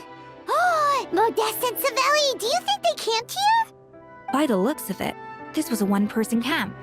They had ventured together, but maybe one of them came back alone at a later date. You really think so? Trust our adventurers' instincts. We're pros at this stuff, just like you're a pro in the kitchen. Okay, well, the Traveler has more adventuring experience overall, but Paimon's definitely a pro rummager from all... Paimon was just about to show off her rummaging skills! Huh, no kidding. Are all adventurers so obsessed with journaling? I mean, I guess I take a lot of notes when I'm cooking as well, but I thought that was just me. Anyway, let's find out who was here. It's been years since I've last visited these ruins. It's exactly the way I remember it. This place probably hasn't changed in millennia. Sadly, up above, on dry land, everything has changed. The treasure of Remoria. That's what we used to call it. Modeste was right about its potential. It turned Gâteau de Bourg into a national sensation. Our limited stock of the substance meant that the gâteau could only be produced on a small scale, but this only drove up the popularity all the more. Modeste was right about that too. He predicted all of it. He was praised as a genius, while I, as the one person who'd ever disagreed with him, was labeled a talentless fool. Modeste tried his best to console me, but I knew better than anyone just how great the gulf was between us. Our conversations grew scarce, and we saw less and less of each other. I didn't fight it. He had new friends and a career of his own. Why invite further disdain by inserting myself where I did not belong? I told myself that maybe one day, when I finally created a masterpiece of my own, I'd be able to face him without shame. Or maybe one day, when I've put these feelings of self-loathing behind me, I'd be able to ask him with a smile on my face, how about we go on one more adventure, for old time's sake? Unfortunately, that day will never come. So it was Savelli. From the sounds of it, he came back after Modeste had already died. I always thought it was just a legend.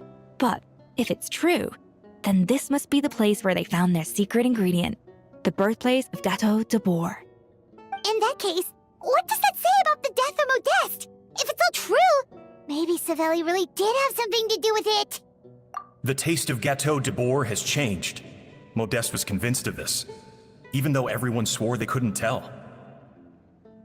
Being the perfectionist that he was, he refused to accept even the slightest flaw in his work. He stopped all sales of the product, locked himself away in the kitchen, and worked day and night, vowing to find out where he had gone wrong. But as he baked and taste tested over and over again, he found he only strayed further and further from the original taste. It was only when he was sipping on coffee one day and realized he could not taste the bitterness that the truth finally dawned on him. What had changed was not the gâteau, but his sense of taste. The treasure of Remoria stimulates the senses, taste included, and invigorates the spirit. In the short term, it offers people the ultimate gourmet experience, but in the long term, it dulls their senses entirely. In hindsight, it made perfect sense. After all, why would a culture that sought liberation from the constraints of their bodies care for the loss of their senses? But we realized it too late. We were just too late. Over the course of his many culinary experiments, Modeste exhausted the remaining supply of the treasure of Remoria.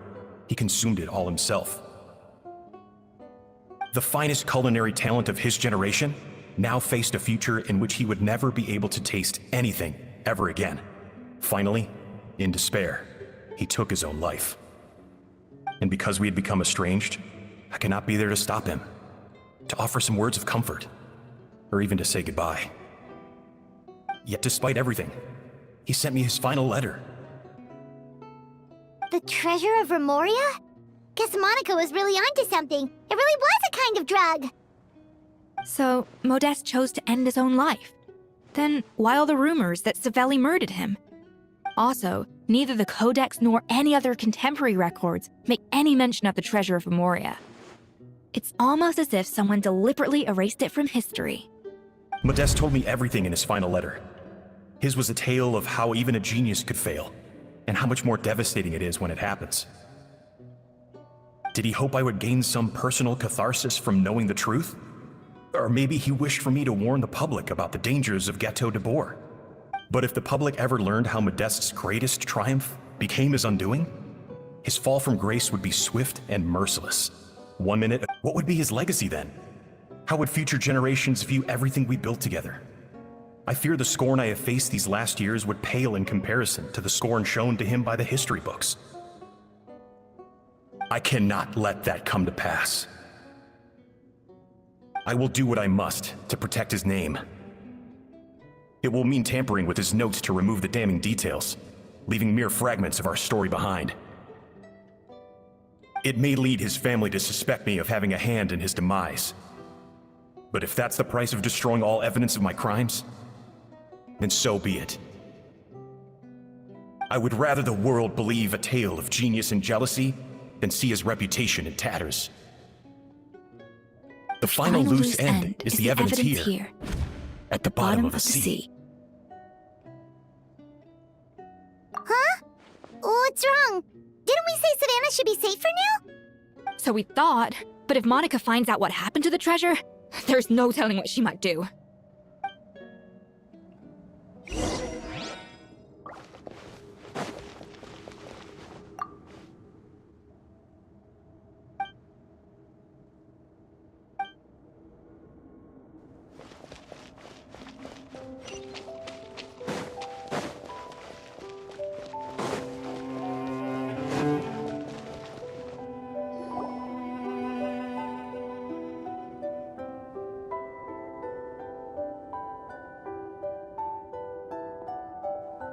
The treasure of Remoria. I have found you at last.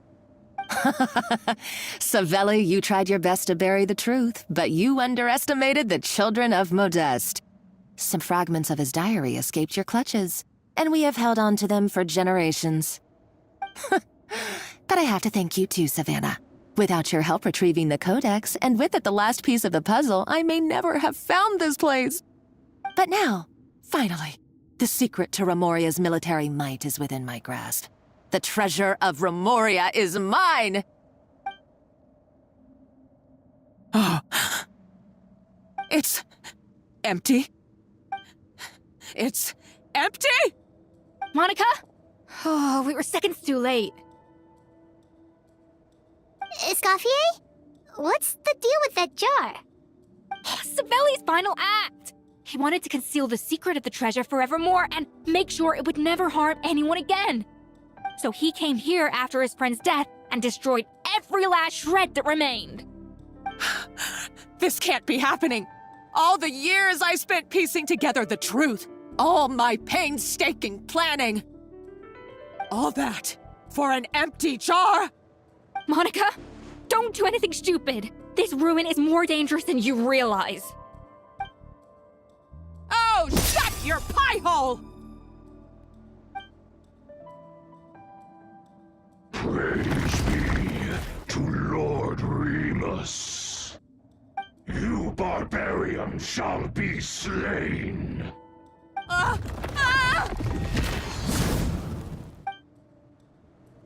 She's a nutcase! A liability to herself and everyone else! Well, now it's up to us to clean up the mess she's made. Take these golems out!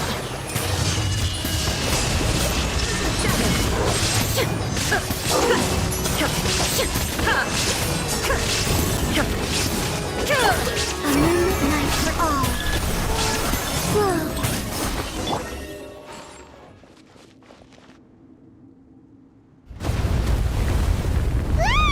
Why is this place still shaking? Either way, it's all her fault. Enough chit-chat. Let's get out of here, Traveler! Escoffier, come on! Okay, I'm coming. Oh, no you don't. If I can't get what I want, neither will any of you. I've got nothing to show for my life's work so far. But if I can take another so-called genius down with me in my final moment, then it was all worth it.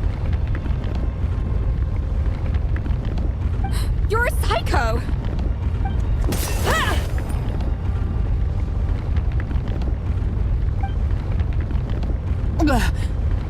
Savannah? When did you wake up? I may be a lousy chef, but it looks like I'm not a complete waste of space. Traveler? Okay, let's go!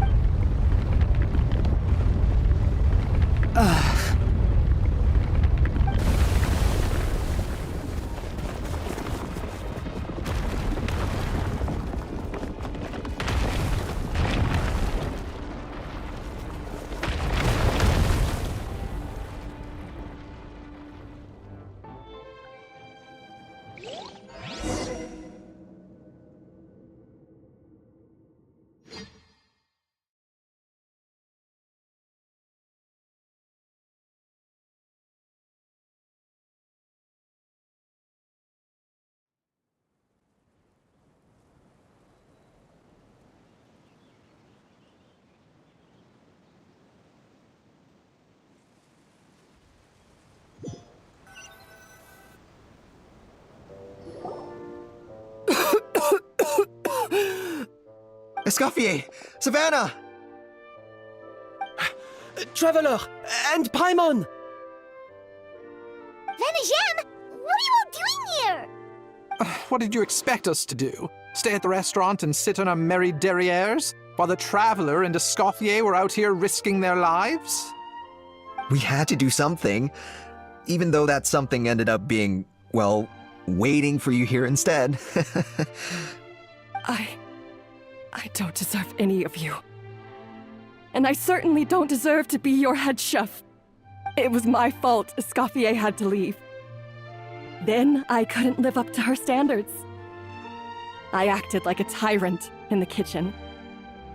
And now I almost got myself killed. Come back, Escoffier. Come and be our head chef again. I'll never be able to replace you. Okay, so everything I said to you the day I left, it just went in one ear and out the other? Huh? Sorry, I was kinda in my own head at the time. All I could think about was the Lumiline situation. What was it you said again? Forget it. It doesn't matter.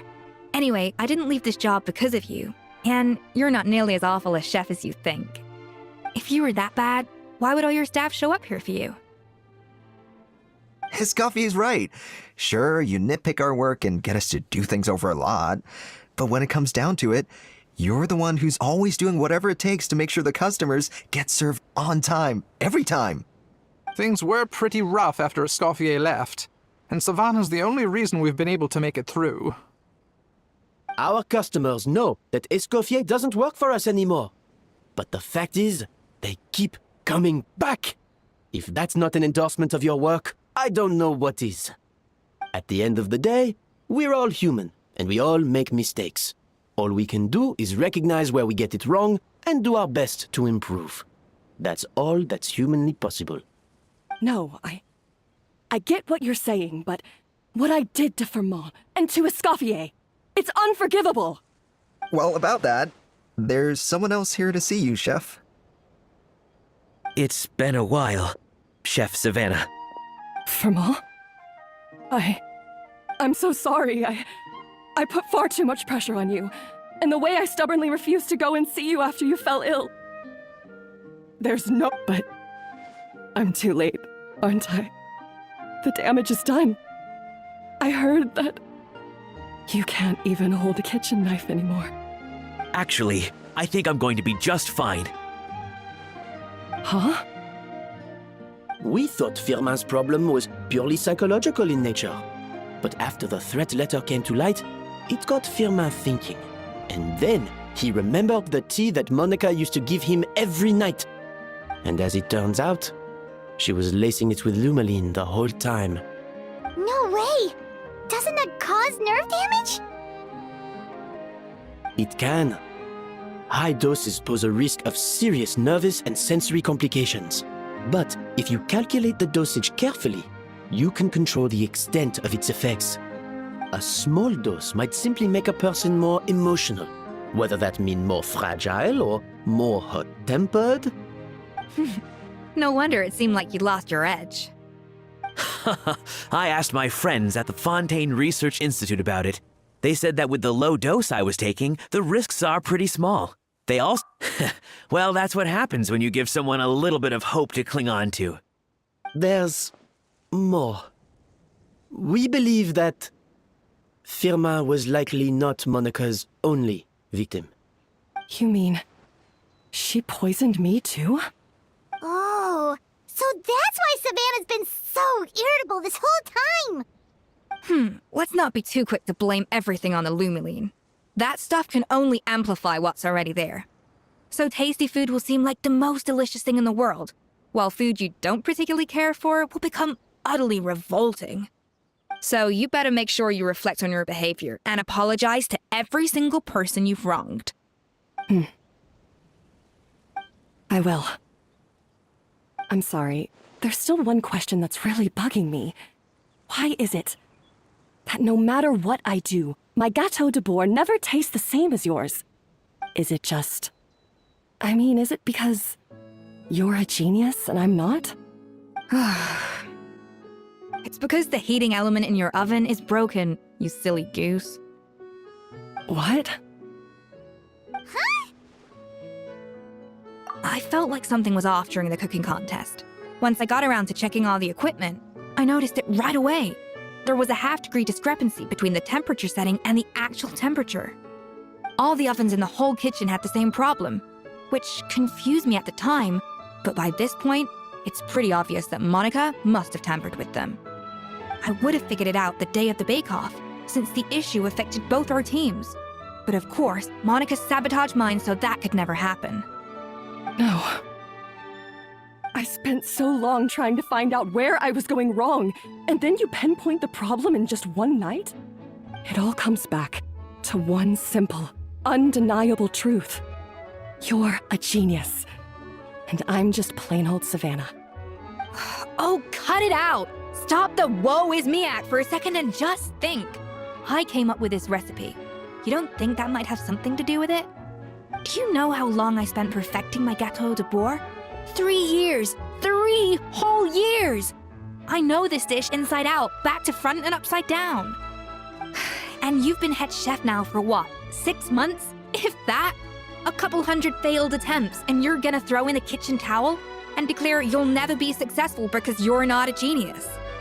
You clearly have no idea how many kitchen failures I've had under my belt, or just how long it took me to finally get my recipe to a level I was satisfied with. Genius or not, everyone makes mistakes. Modeste did, Savelli did, everyone does. You're only a lousy chef if you don't face up to your mistakes, learn from them, and then keep chipping away until you crack the problem once and for all. Surely you haven't forgotten all that. You were no lousy chef back when I handed you the reins. I haven't forgotten. And I'll make sure I never do. That's our head chef.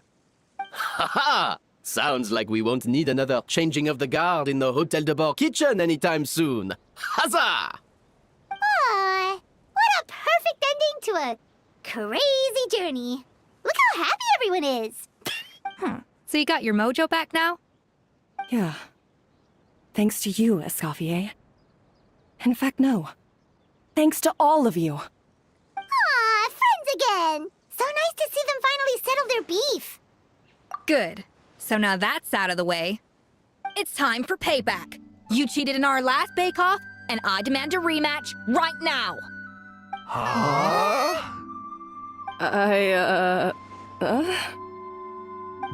But that was mostly Monica's fault, wasn't it? Right, and also, does it have to be right now? Savannah's only just got her mojo back, and you barely escaped from a death trap. No excuses. This is a cooking contest between 2 top chefs, and nothing will stand in its way. So grab your spatula and get ready, because this rematch is happening today, right now, this instant. Hey, so, this whole time you were salty about losing? The second cooking contest commences now! This time, no more games, and no holding back!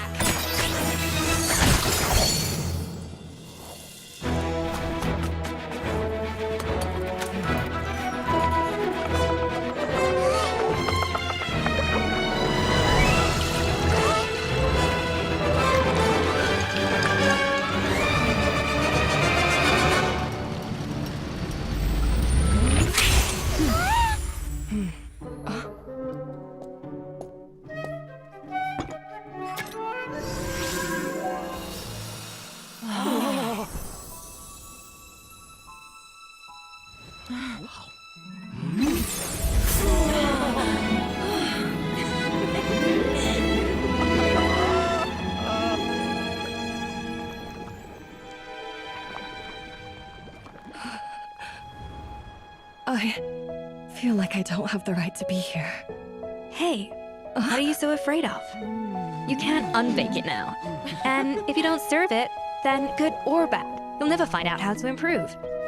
If you're too scared to fail, you'll never know what real success tastes like. So? Embrace your failure. Taste it. Digest it. That's the way to success. I don't know. Sounds like it's easier said than done. I'll do it.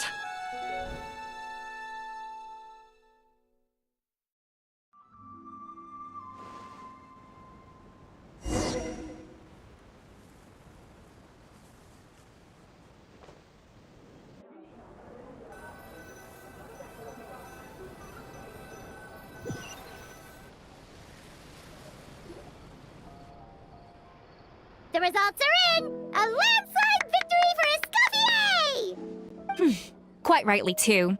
Piece of cake.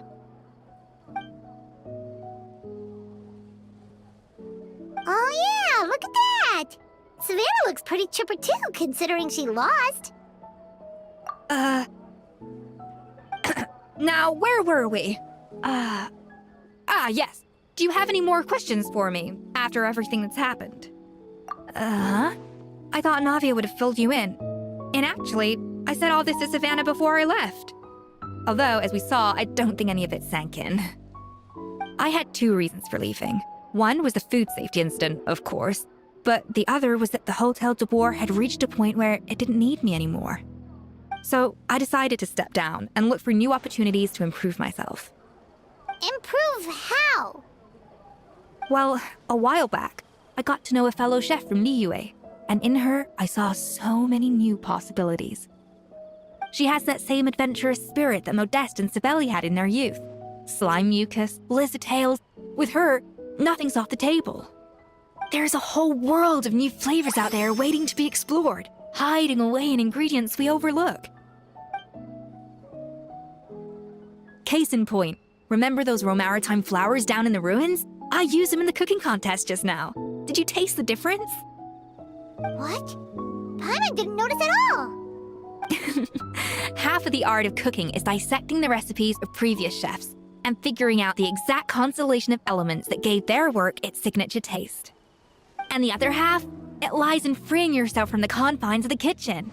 You've got to go out and explore the endless possibilities out there. Uh-oh. Paimon's suddenly not sure she wants to try your cooking anymore. Hey! Don't worry, it's not going to be a free-for-all like in Modeste's time. Before I put anything into my food, I'll obviously do my research, make sure it doesn't contain any harmful substances.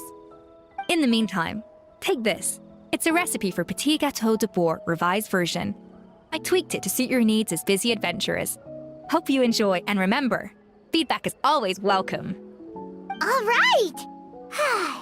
So, do you ever see yourself returning to Hotel de Boer? Oh, of course. I've already promised Vanishem that I'll come back every once in a while to make sure the quality of the food remains at an acceptable level.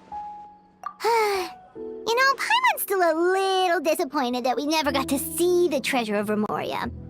Surely Monica wouldn't have gotten drawn in so deeply if it wasn't for all the mystery surrounding the original Gâteau de Boer. She practically dedicated her life to finding the lost pieces of Modeste's diary. Then went to all that trouble to infiltrate the Hotel de Boer. And then... Since you mentioned the treasure, between Modeste's writings and what we saw in those ruins, I think I may have figured out the truth. The so-called treasure of Remoria was most likely a substance that the Remorians extracted from Lumitoiles, better known to us as Lumiline. Huh? So then, why all the hype back in the early days of Gâteau de Boer? Don't forget, it was a very different era. We could barely even refine sugar back then, so desserts were very much in their infancy. In a world of bland food, it's no wonder that the first thing to really excite people's taste buds took the world by storm. And as for the Lumiline, it may well have been somewhat valuable in ancient times, but these days, it's just another drug from the Fontaine Research Institute. Even if Sibeli hadn't destroyed it all, I doubt it would be worth that much these days. So after all that, there was nothing in those ruins but worthless junk. Feels strange to say it, but Paimon almost feels sorry for Monica. She sacrificed it all only to get nothing in return. Hey! Huh? Navia? You just got back from that underwater ruin, right? Well, check it out. They ran a special issue. Did you see anything like this down there? Freshly unearthed from the ruins of Remoria. A magnificent jar thought to be over 1,000 years old. Experts say it has immense artistic and historical value. It could be worth an absolute fortune.